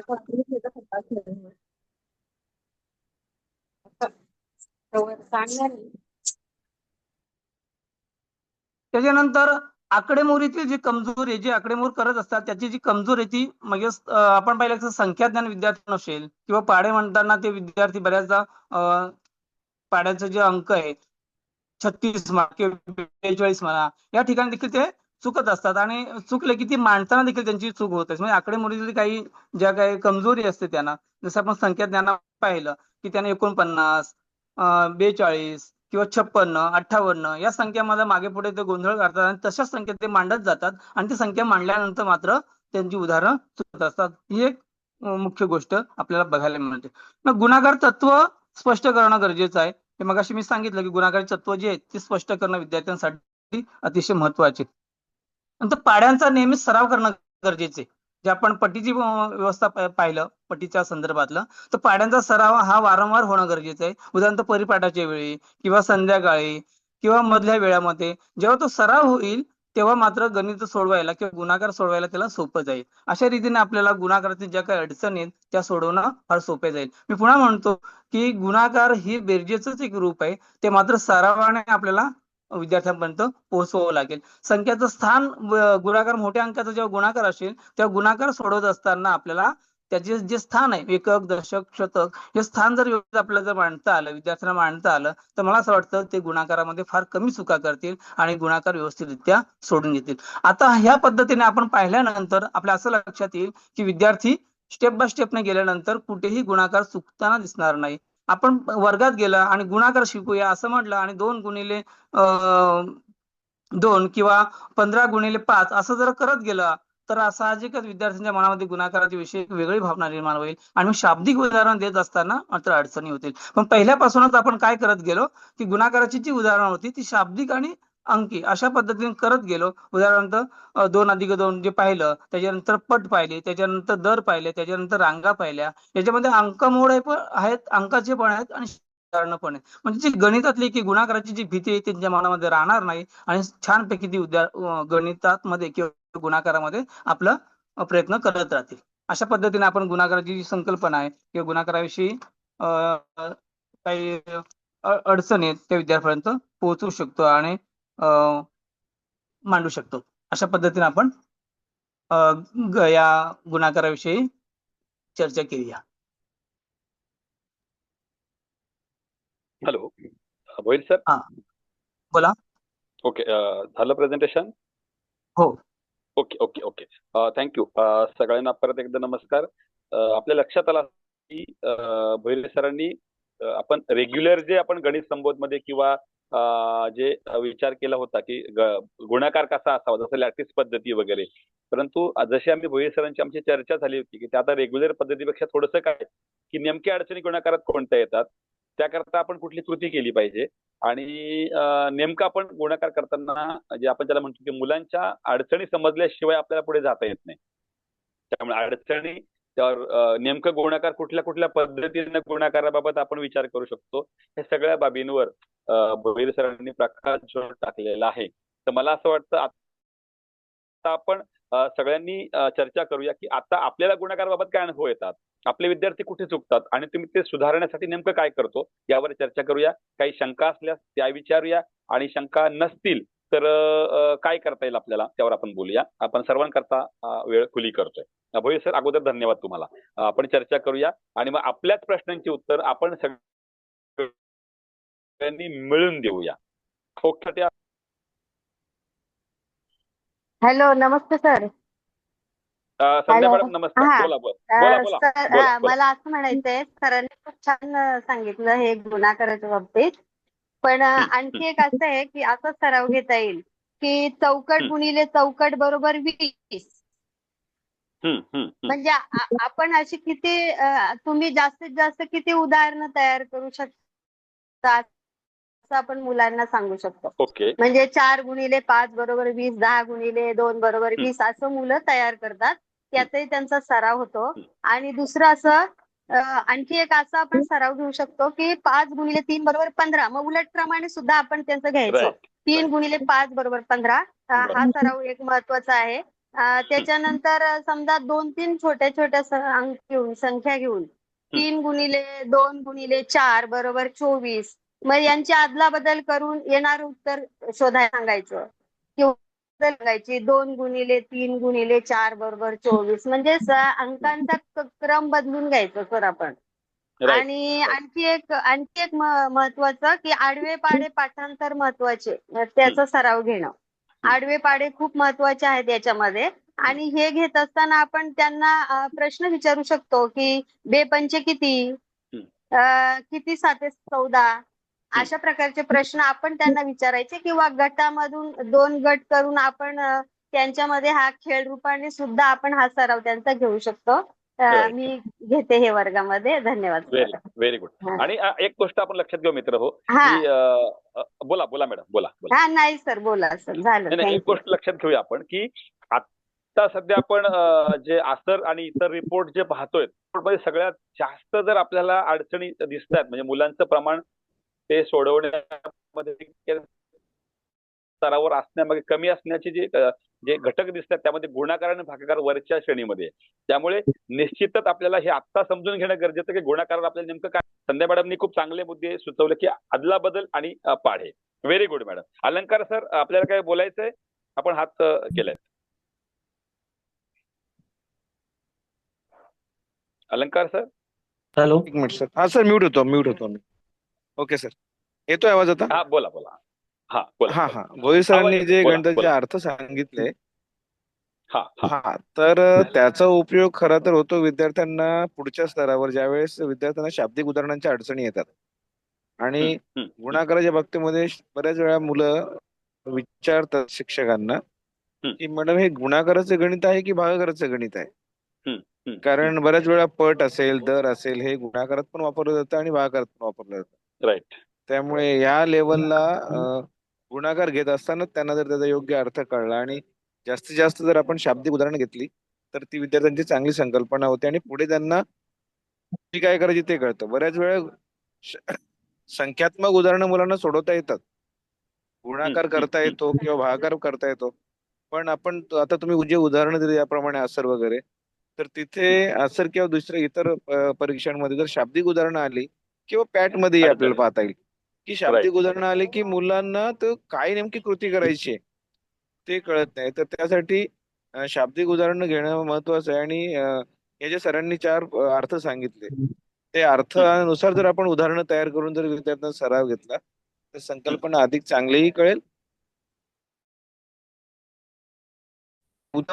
शाब्दिक उदाहरणामध्ये विद्यार्थ्यांना अडचणी येणार नाही. नक्कीच नक्कीच, कारण शाब्दिक उदाहरण हाच कळीचा मुद्दा आहे, गुणाकार भागाकार. त्यामुळे त्याच्यावर विचार करणं गरजेचं आहे. Yes yes. अजून कोणाला बोलायचंय? हा बोला मॅडम. छाया मॅडम बोला बोला. नमस्कार सर. जर आपल्याला शाब्दिक उदाहरणं विद्यार्थ्यांना द्यायची असतील तर आपण फुलांची उदाहरणं देऊन विद्यार्थ्यांना प्रत्येकाला वाटून देऊ आणि एकूण किती झाले तर ते विचारून विद्यार्थ्यांना गुणाकाराची संकल्पना आपल्याला शाब्दिक उदाहरणातून तयार करता येईल. त्यानंतर गोळ्या वाटून, बिस्किटं वाटून, म्हणजे खाण्याच्या वस्तू वाटून सुद्धा विद्यार्थ्यांना आपल्याला शाब्दिक उदाहरणं तयार करायला पण शिकवता येतील आणि विद्यार्थी सोडवतील पण. आणि जर विद्यार्थ्यांनी शाब्दिक उदाहरणं तयार करायला शिकले तर उत्तरं पण त्यांना आपोआप मिळतात लगेच. समजा आता 6 विद्यार्थी आहे, प्रत्येकाला 2 फुलं दिली, मग 6 विद्यार्थी आहेत आणि फुलं किती मिळाली तर 2, मग 6 गुणिले 2 अशा प्रकारे विद्यार्थी त्या उदाहरणाची मांडणी पण करतात आणि उदाहरणं पण सोडवतात. आणि जर आपण असं शाब्दिक उदाहरणाचा विद्यार्थ्यांमध्ये हे लावलं, स्पर्धा लावली अ गट ब गट करून, तर विद्यार्थी त्यामध्ये जास्त निपुण होतील. राईट.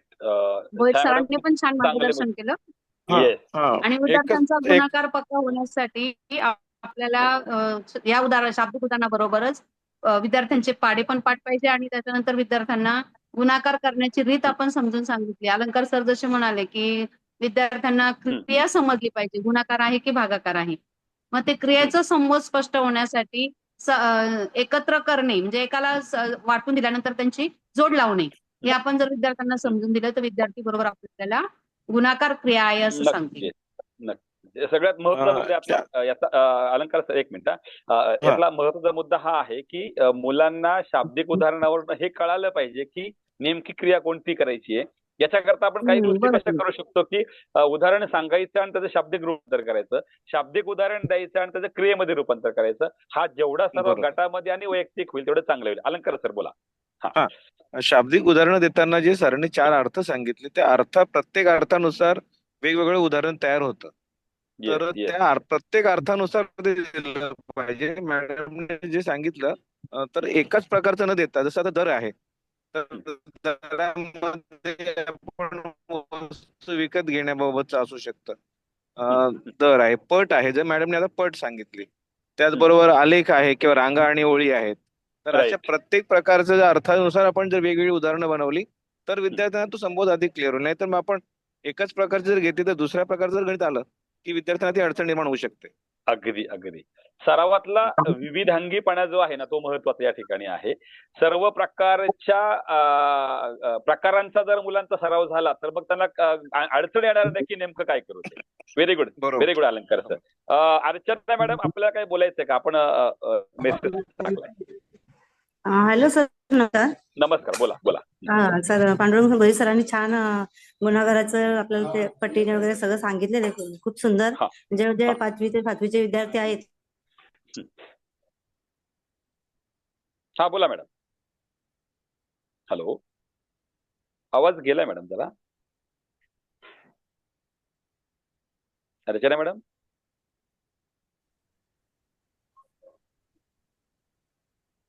हॅलो, आय थिंक नेटवर्कचा इश्यू येतोय. अजून कोणाला? हा, काटे सर बोला. काटे मॅडम बोला. काटे सर बोलतोय मी. माझा जो अनुभव आहे वैयक्तिक मुलांचा, बोला ना, बोला. ज्यावेळेस आपण जो पाड्यांचा तक्ता असतो बे ते 10चा, त्या प्रत्येक घराचा उपयोग करून आपण गुणाकाराचा सराव त्यांना देऊ शकतो. समजा पहिलं घर आहे 1 गुणिले 2, मग मुलाला सांगायचं की पहिल्या घरात जो अंक आहे ते त्याचं उत्तर आहे. अगदी नंतर 2 अगदी गुणिले 2. मग आता जे दुसरं घर आहे बेच्या पाड्याचं, दुसऱ्या घरात जो अंक आहे ते त्याचं उत्तर आहे. मग असं Right. करत करत आपण 9 घरापर्यंत जायचं आहे. म्हणजे तो बरोबर. त्याचा दोनने ज्या घराला गुणायचा आहे तो त्याचा 2चा सराव होऊन जातो. असं मग आपण 3चा घ्यायचा आहे, नंतर मग 4चा. म्हणजे आपल्याला मुलांना जास्त उदाहरणं द्यायची गरज नाही पडत. मुलं स्वतःच पाडा घेतात आणि तो 9 पर्यंत करतात. मग 4चा घेतात, 5चा घेतात. असा सराव करत करत त्यांना ती संकल्पना स्पष्ट होते. एकदा नक्कीच. गुणाकाराचा संबंध त्यांना कळाला, संकल्पना स्पष्ट झाली, तर ती सहज कोणतीही गुणाकार सहज करतात. आता माझे जे मुलं आहेत, तुम्ही जर त्यांना किती मोठा अंक गुणाकार दिला, 10 अंकी द्या, 20 अंकी द्या, 5 अंकी द्या, ते सहज करतात. म्हणजे त्यांची Very good. संकल्पना जोपर्यंत स्पष्ट होत नाहीये Very तोपर्यंत good. त्यांना संपत क्लिअर होत नाही, तोपर्यंत ते गुणाकार करू शकत नाही. तुम्ही संकल्पना सांगितलेली त्यांची क्रिया हा हा बोला स्पष्ट बोला होईल, बोला. त्याच्यानंतरच मग आपण जे शाब्दिक उदाहरणाकडे जाऊ शकतो. जर संकल्पना त्यांची स्पष्ट होत नाही तोपर्यंत आपण त्यांना शाब्दिक उदाहरणं देऊ शकत नाही. त्याच्यानंतर जेव्हा त्यांना संकल्पना कळेल तेव्हा आपण सांगतो 51 आणि जेव्हा आपण किंमत बरोबर. काढतो तेव्हा गुणाकार करायचा आणि अनेक जेव्हा एकाची किंमत काढायची अगदी तेव्हा सर. आणि भागाकार इथे करायचा. अशी संकल्पना स्पष्ट क्लिअर बरोबर. होईल. इथे सगळ्यात महत्वाचा मुद्दा हा आहे याच्यामध्ये की नुसतं गुणाकाराची क्रिया करता येणं म्हणजे गुणाकार जमला असं होत नाही. तर शाब्दिक उदाहरण समजून गुणाकार जर करता आला तर त्या मुलाला गुणाकाराची क्रिया समजली असं आपण म्हणू सर बोलू शकतो. का? बोला मॅडम, अर्चना मॅडम बोला. हा गुणाकार म्हणजे एकाच अंकाची पुन्हा पुन्हा केलेली बेरीज म्हणजे गुणाकार. हा संबोध जो आहे तो विद्यार्थ्यांचा आपल्याला क्लिअर करणं गरजेचं आहे. त्यानंतर दुसरी स्टेप आपण घेऊया की कोणत्याही संख्येला 1 ने गुणल्यावर गुणाकार तीच संख्या येते. हा गुणाकाराचा दुसरा ने म्हणजे समजा गुणिले 7 गुणिले 1 तर 7 1 7. म्हणजे जेव्हा 2 अंकीचा किंवा 3 अंकीचा गुणाकार करतात मुलं तेव्हा सर ही मुलं गडबड करतात. त्यानंतर पुढचा मुद्दा आहे कोणत्याही संख्येला 0 ने गुणणे. 7 गुणिले 0 उदाहरणार्थ म्हणजे मी शून्याचा वापर. 0 7 वेळा घेतला काय ना 100 वेळा घेतला का तो शून्यच आहे. तर शून्याला काही बरोबर. किंमत नाही म्हणून तिथे जेव्हा 2 अंकी 3 अंकीला शून्याचा गुणाकार जेव्हा येतो तेव्हा मुलं तिथे थोडीशी गडबड करतात. मुलं असं पण लिहितात 7 गुणिले 0 केला तर 7 पण सर उत्तर लिहितात मुलं. म्हणजे Right. इथे शून्याचा जो संबोध आहे कन्सेप्ट ती मुलांची क्लिअर होणं गरजेचं आहे. आणि तिसरा आहे 2 अंकांची कोणत्याही 2 अंकांची आदलाबदल जर केली आपण तरी उत्तर तेच येतं. समजा उदाहरणार्थ 3 गुणिले 4 4 त्रिक 12 3 चौक 12 म्हणजे हे 2-3 जे गुणाकाराचे नियम आहेत ते आपण पहिली म्हणजे दुसरी तिसरी मुलांचे क्लिअर केले तर पुढच्या वर्गांना जो गुणाकार शिकवण्याचं जे आपल्याला अडचण आहे ती थोडीशी माझ्यामध्ये तरी कमी होईल आणि मुलं छान आणि सुंदर प्रकारे गुणाकार करतात. तसंच आपल्याकडे सर नोटा आहेत. त्या नोटा समजा आपण दिल्या 3 नोटा 1 रुपयाच्या 3 नोटा ठेवल्या 3 वेळा त्या मोजा 3 त्रिक 9 म्हणजे वस्तुरूपाने किंवा कृतिकता अध्यापन जर गुणाकाराचं केलं तर मुलांना गुणाकाराचा संबोध आणि कन्सेप्ट जे आहेत त्या लवकर क्लिअर होतात आणि मग हळूहळू त्यांना त्याच्यावरून आपल्याला त्यांना आपल्या अंक ज्ञानाकडे आणता येतं. म्हणजे अशा प्रकारे एवढं सांगायचं होतं सर. धन्यवाद. अर्चना मॅडम धन्यवाद. एक काहीतरी प्रश्न विचारलाय रेखा मॅडम बोला बोला. रेखा मॅडम बोला. हा सर, मला गुणाकाराच्या संदर्भात सांगायचंय थोडस की आपण विद्यार्थ्यांना गुणाकाराची ही प्रक्रिया करताना गणितामध्ये कोणतीही उदाहरणं सोडवताना गणिताची मांडणी करणं हे खूप गरजेचं असतं. आणि हे करताना आपण मोस्ट ऑफ जर चौकटीच्या वहीचा वापर केला मुलांना चौकटीच्या वहीच्या माध्यमातून आपण विद्यार्थ्यांकडनं गुणाकाराचं उदाहरण लिहून घेतलं तर मुलं बरोबर एककाच्या खाली एकक लिहू शकतात, दशकाच्या खाली दशक आणि मग पूर्ण उदाहरण जेव्हा सोडून होतं तेव्हा ते मुलांचं उत्तर सुद्धा बिनचूक येण्यामध्ये आपल्याला मदत होते. आणि म्हणून आम्ही आमच्या शाळेमध्ये सर्व मुलांना चौकटीच्या वह्या वापरण्यास सांगितलेल्या आहेत आणि आमची मुलं वापरतात. त्याच्यामुळे मुलांचं अचूकता ही वाढलेली आहे. Right right right. Thank you madam. खूप छान. इथे हर्षला मॅडमने एक प्रश्न विचारलाय की 2 अंकी संख्येने 2 अंकी संख्येला गुणाकार करताना एकक स्थानी संख्येत जर 0 आला तर गोंधळ उडतो. या बाबतीत मार्गदर्शन व्हावं. या बाबतीत कोणाला काही बोलायचंय का? नाहीतर मग भोईर सर किंवा आम्ही कोणीतरी बोलू. इतरांना कोणाला काही सांगायचंय का? एकक स्थानी 0 आलं तर ही मुलांची अडचण होती. ही अडचण सोडवण्याकरता काय करू शकतो आपण?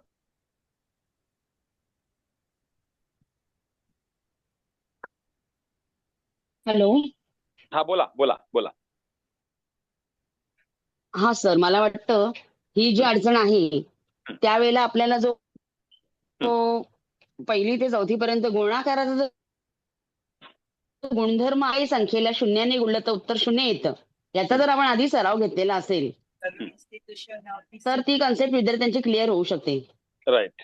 दोनाला गुणिले शून्याने आहे बघा, गुणधर्म आहेत गुणाकाराचे, की कोणत्याही संख्येला एकाने गुणलं तर उत्तर तीच संख्या येते आणि कोणत्याही संख्येला शून्याने गुणलं तर उत्तर शून्य येतं. हे जेव्हा विद्यार्थ्यांचं पक्क होईल तर त्यांना ती अडचण राहणार नाही, मला असं वाटतं. नक्कीच. जो एकक स्थानी शून्य येतो त्याचं, असं मला वाटतं. आणि अगदी बरोबर आहे मॅडम. याचं कारण आहे की याच्यामध्ये आहे की आपल्याला तो शून्याचा सराव, जर इथे शून्याचा नियम शिकवला, जसं गावले मॅडम म्हणतात की नियम शिकवला अडचण येत नाही, पण नियम शिकवताना सराव, त्या म्हणजे जिथे जिथे मुलं चुकतायत ना त्या बाबींचा सराव जास्त व्हायला हवा. दुसरा मुद्दा, आता एक अडचण अशी येऊ शकते बघा की वरही शून्य आला एककामध्ये आणि खालच्या संख्येमध्ये एककामध्ये शून्य आला, तर अशा वेळेला एककाने शून्याचा गुणाकार करताना तो मुलांचा सराव व्हायला हवा की त्या शून्याची लाईन अगोदर लिहिली पाहिजे, मग त्यांनी पुढची स्टेप करावी, म्हणजे लक्षात येईल की पुन्हा शून्य करून दशकाचं त्याला सुरुवात करता येईल. अदरवाईज काय होईल, त्या शून्याने गुणताना वरचं शून्याचं गुणाकार जर तिचे उत्तर जर लिहिले नाही तर खालची स्टेज करताना, खालची स्टेज आपण सेकंड स्टेज करतो ना दशकाने गुणताना, त्यावेळेला वरचा शून्य लिहिल्यावर त्याच्या खाली एककाच्या खाली शून्य येऊन दशकापासून सुरुवात करायची, हे मुलांना कळलं पाहिजे. आणि अजूनही मुलांमध्ये हा गोंधळ घडतो, तो म्हणजे कोणता, की एककाने आपण खाली शून्य का लिहितो, तर एककाने गुणल्यावर एककापासून सुरुवात करायची नाही, दशकाने गुणायचंय म्हणून दशक स्थानापासून सुरुवात करायची. ही कन्सेप्ट मुलांना जर कळाली तर मग शून्याचा अर्थ कळेल. येस, आणि मग ही अडचण येणार नाही असं मला वाटतं. ओके, बोला.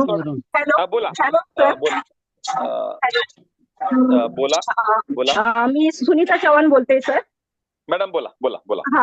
हा सर, गुणाकार शिकवण्याआधी आपण त्यांना पाढे हे गुणाकार जर शिकवले ना सर, तर गुणाकार शिकवणं खूप सोपं होतं.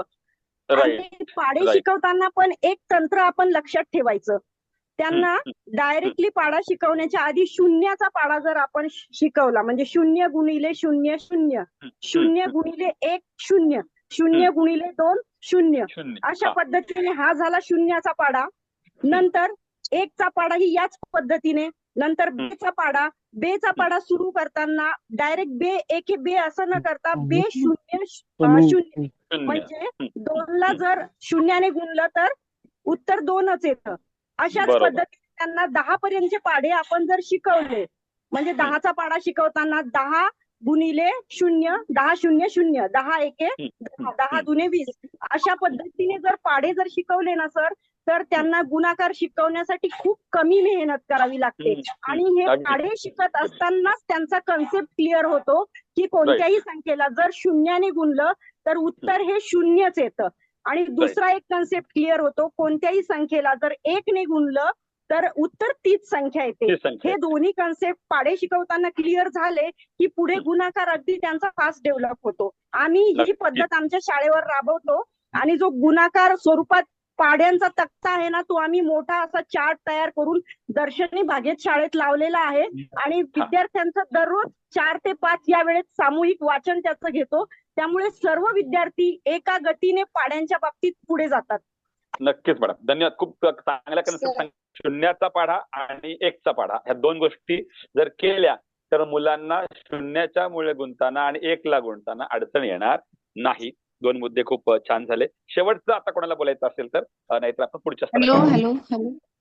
कल्पना मॅडम बोला. हा, मयेकर मॅडम बोलते मी, गोडसाई शाळा. माझ्याकडे 7वीचा वर्ग आहे. काही मुलांचे पाढे पाठ नसतात किंवा त्यांचा कॉन्फिडन्स कमी असतो, म्हणजे त्यांना पाढा येत असतो, एखादी संख्यामध्ये त्यांना अडखळत असते.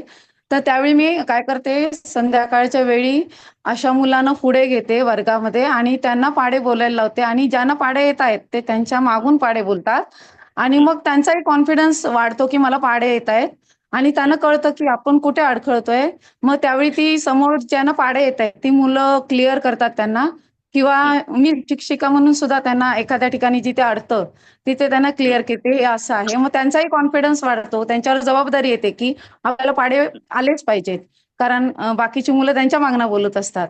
त्यामुळे त्यांचे पाढे पाठ होतात, त्यांचा कॉन्फिडन्स वाढतो, त्यामुळे त्यांचा गुणाकार सोडवताना त्याचा त्यांना चांगल्या प्रकारे उपयोग होतो. कारण मला वाटतं गुणाकार यायला पाहिजे तर म्हणजे पाढे आलेच पाहिजेत. त्याच्यामुळे मी पाढ्यांवर फार जोर दे आणि त्या मुलांना आता पाढे चांगल्या प्रकारे येतात त्यामुळे. नक्कीच नक्कीच. Vandana madam, sorry, Gawale madam, Mayekar Mayekar madam, sorry, Mayekar madam, खूप चांगलं तुम्ही एक सांगितलं. फक्त काय होतं कधी कधी पाड्यांकडे बघण्याचं कोण की पाठांतर क्षमता आता वापरत नाही असं म्हटलं जातं. पण गंमत सांगू का, कधी कधी सहज सहज करता करता बोलता बोलता पाठांतर न करता मुलांचं आपोआप पाठ होऊन जातं ते आणि वेग वाढतो मुलांचा. त्यामुळे ती चांगली गोष्ट आहे. धन्यवाद. एक गोष्ट फक्त या ठिकाणी मी थोडीशी आवर्जून सांगतो की मुलांना आपण जर म्हणतो की पुन्हा पुन्हा बेरीज केली की त्याचं रूपांतर गुणाकारामध्ये होतं असं आपण ज्यावेळेला म्हणतो, तर मुलं म्हणतील की जर बेरीजच करायची मग गुणाकार का करायचा. तर मुलांना ते तसं आपण पटवून दिलं, अवेअरनेस ज्याला म्हणतो झाला पाहिजे.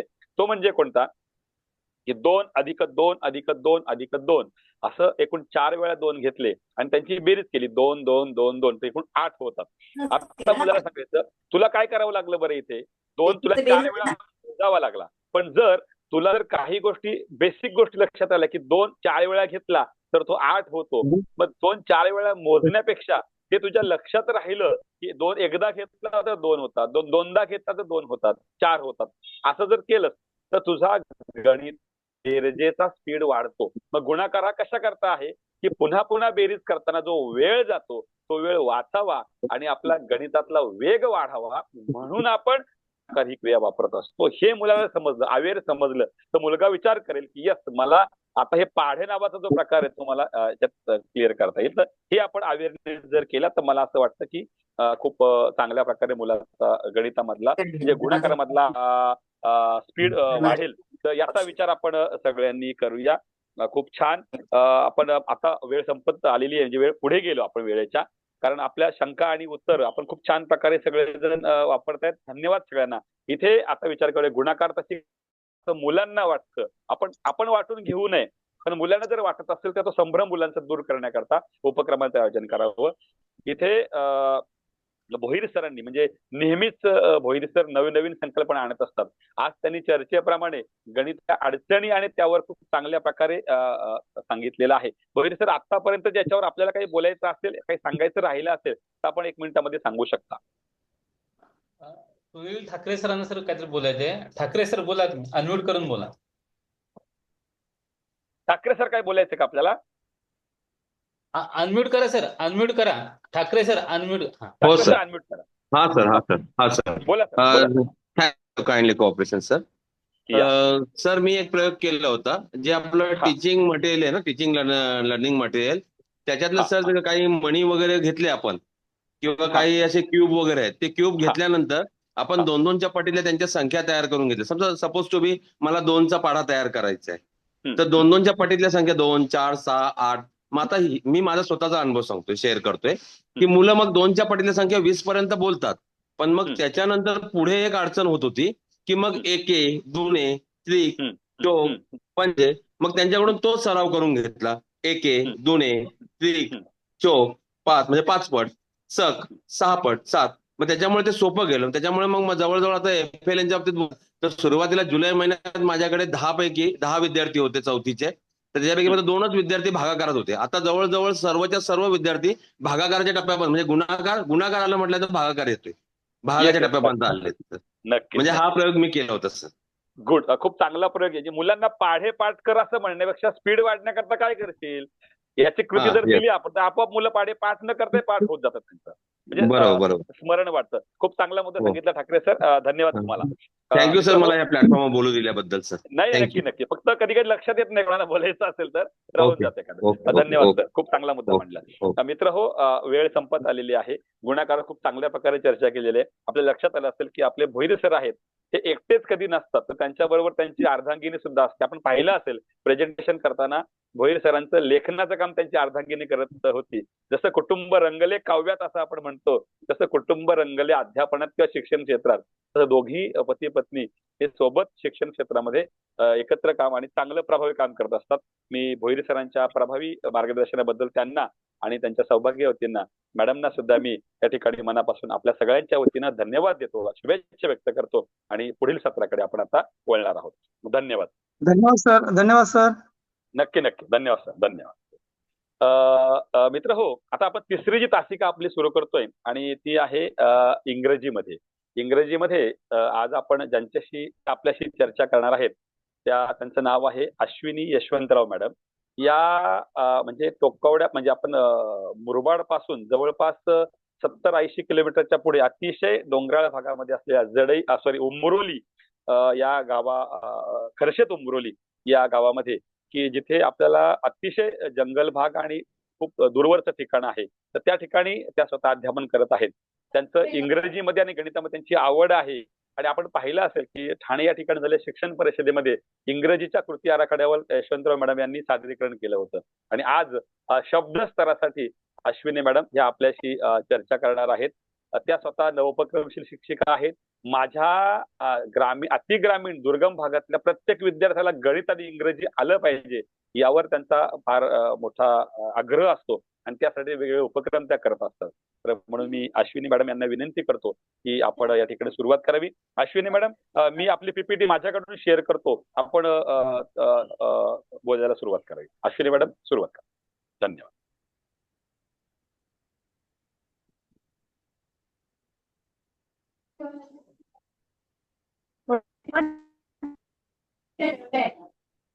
अश्विनी मॅडम आवाज येतोय आपला?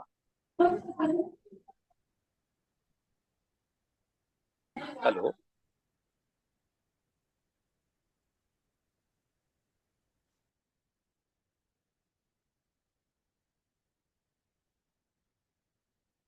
अश्विनी मॅडम. हा सर, आवाज येतोय का? आवाज येतोय मॅडम, आवाज येतो आपला. मी पीपीटी शेअर करतो तो पर्यंत. ठीक आहे. ओके ओके, चालेल चालेल, तुम्ही करताय ठीक आहे, करा. तुम्हाला नमस्कार सर्वांना. मॅडम तुम्हाला करता येईल की करा, म्हणजे मग मला बोलता येईल व्यवस्थित. तुम्ही करा सर. चालेल चालेल, ओके ओके ओके.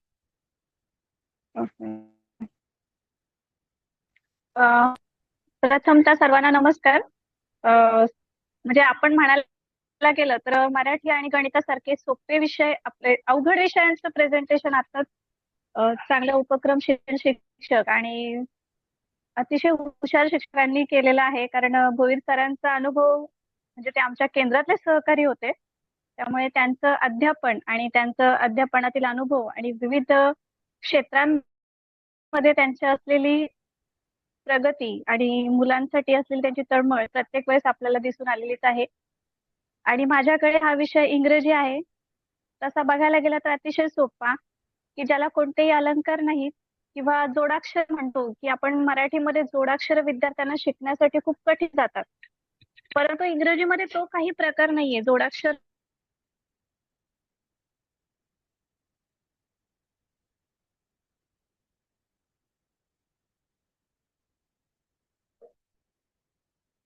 आणि ELCRM आपण लक्षात असेल की ELCRM म्हणजे इंग्रजीची पेट, इंग्रजीचं पुस्तक हे इतकं फायदेशीर असतं या मुलांच्या इंग्रजी विषयाचं अध्यापन करण्यासाठी. तर आपण गेल्या शनिवारी विद्यार्थ्यांचं अक्षर स्तरावरच्या कृती पाहिल्या होत्या आणि आपण ज्यावेळेस मुलांना अल्फाबेट नाव आणि आवाजानुसार जेव्हा शिकवून त्यांचं दृढीकरण केलेलं असतं, त्यानंतर आपल्याला शब्दकृतींकडे येताना ते शब्दकृती अतिशय सोप्या पद्धतीने शिकवता येतात. म्हणजे जेणेकरून अल्फाबेट शिकवताना जेव्हा आपण चं नाव ए, आवाज ए, बी चं नाव बी आणि आवाज ब, अशा प्रकारे ज्यावेळेस शिकवतो ती कन्सेप्ट मुलांची जेव्हा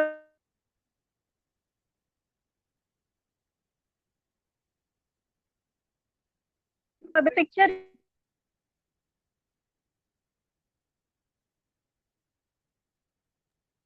आवाज इंटरप्ट होतोय. हॅलो मॅडम, आपला व्हिडिओ बंद करा. आपला व्हिडिओ बंद करा, म्हणजे मग आपला ऑडिओ चांगला येईल.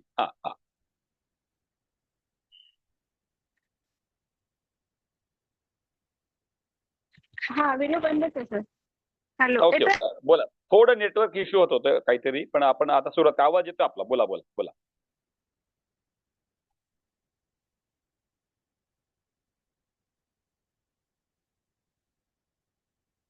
मॅडम आवाज येत नाही आपला.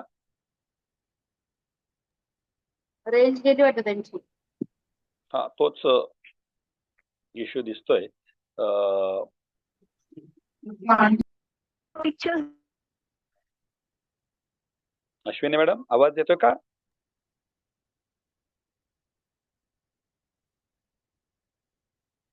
हॅलो. दाखवून स्वतः टीचर्स आपण जर रीड केले सहज ते शब्द वाचनात येतात आणि त्याच्या खाली शब्द आहेत. हा सर. हॅलो. अश्विनी मॅडम आपला आवाज मध्ये गेला होता, ब्रेक झाला होता. आपण थोडं नेटवर्कचा हे करा आणि पुन्हा जरा काही शब्द या पहिल्या पीपीटीवर पहिल्या स्लाइडवर आपण थोडस एक मिनिट बोला. सुरू करा मॅडम. हा ओके. हॅलो. हा बोला, आवाज येतोय आपला, बोला बोला. हा येतो आवाज. पुन्हा येतोय आवाज येतोय, बोला बोला बोला. पुन्हा स्टार्ट करू का? नाही पुन्हा स्टार्ट करू नका, पण आता याच्यावर बोला, या स्लाइडवर बोला थोडस नेमकं काय करतात. हॅलो. हा बोला मॅडम, बोला, आवाज येतोय. हॅलो. बोला. हा बोला मॅडम, अल्फाबेटची आवाज. हा ओके. बोला बोला.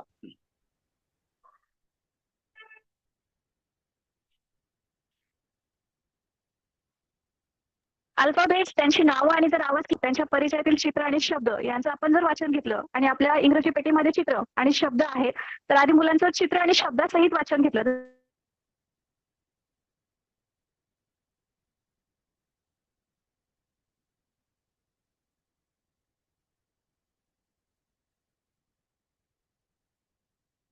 जसं आपण मराठीचं घेतो, अगदी त्याच प्रकारे पुस्तक शब्द त्यांच्या समोर ठेवला तरी. सर आपण पुढची स्लाइड बघायची का? हॅलो. हा येस येस येस येस. हा आहे पुढची स्लाइड. हा बोला मॅडम, पुढची स्लाइड आली. हा ओके. ती थोडीशी वाटलं तर मोठी करून बघूया आपण, कारण विद्यार्थ्यांना ज्यावेळेस आपण अल्फाबेट्स वगैरे शिकवून झाल्यानंतर वर्ड्स शिकवताना सीबीसी वर्ड्स आपण शिकवतो. म्हणजे त्याच्यामध्ये जे आपले वॉवेल्स आहेत त्या 5 वॉवेल्सची आपण त्यांना आधी ओळख करून देतो. आपण जर दुसरीचं पुस्तक बघितलं माय इंग्लिश बुक, तर या माय इंग्लिश बुक मध्ये पूर्ण वॉवेल्सचे 5ही वॉवेल्स आहेत. त्या वॉवेल्सचा 4 युनिट मध्ये विचार केलेला आहे. त्याच्यामध्ये एचा आवाज ए आहे. मग ते वाचताना कसं वाचायचं?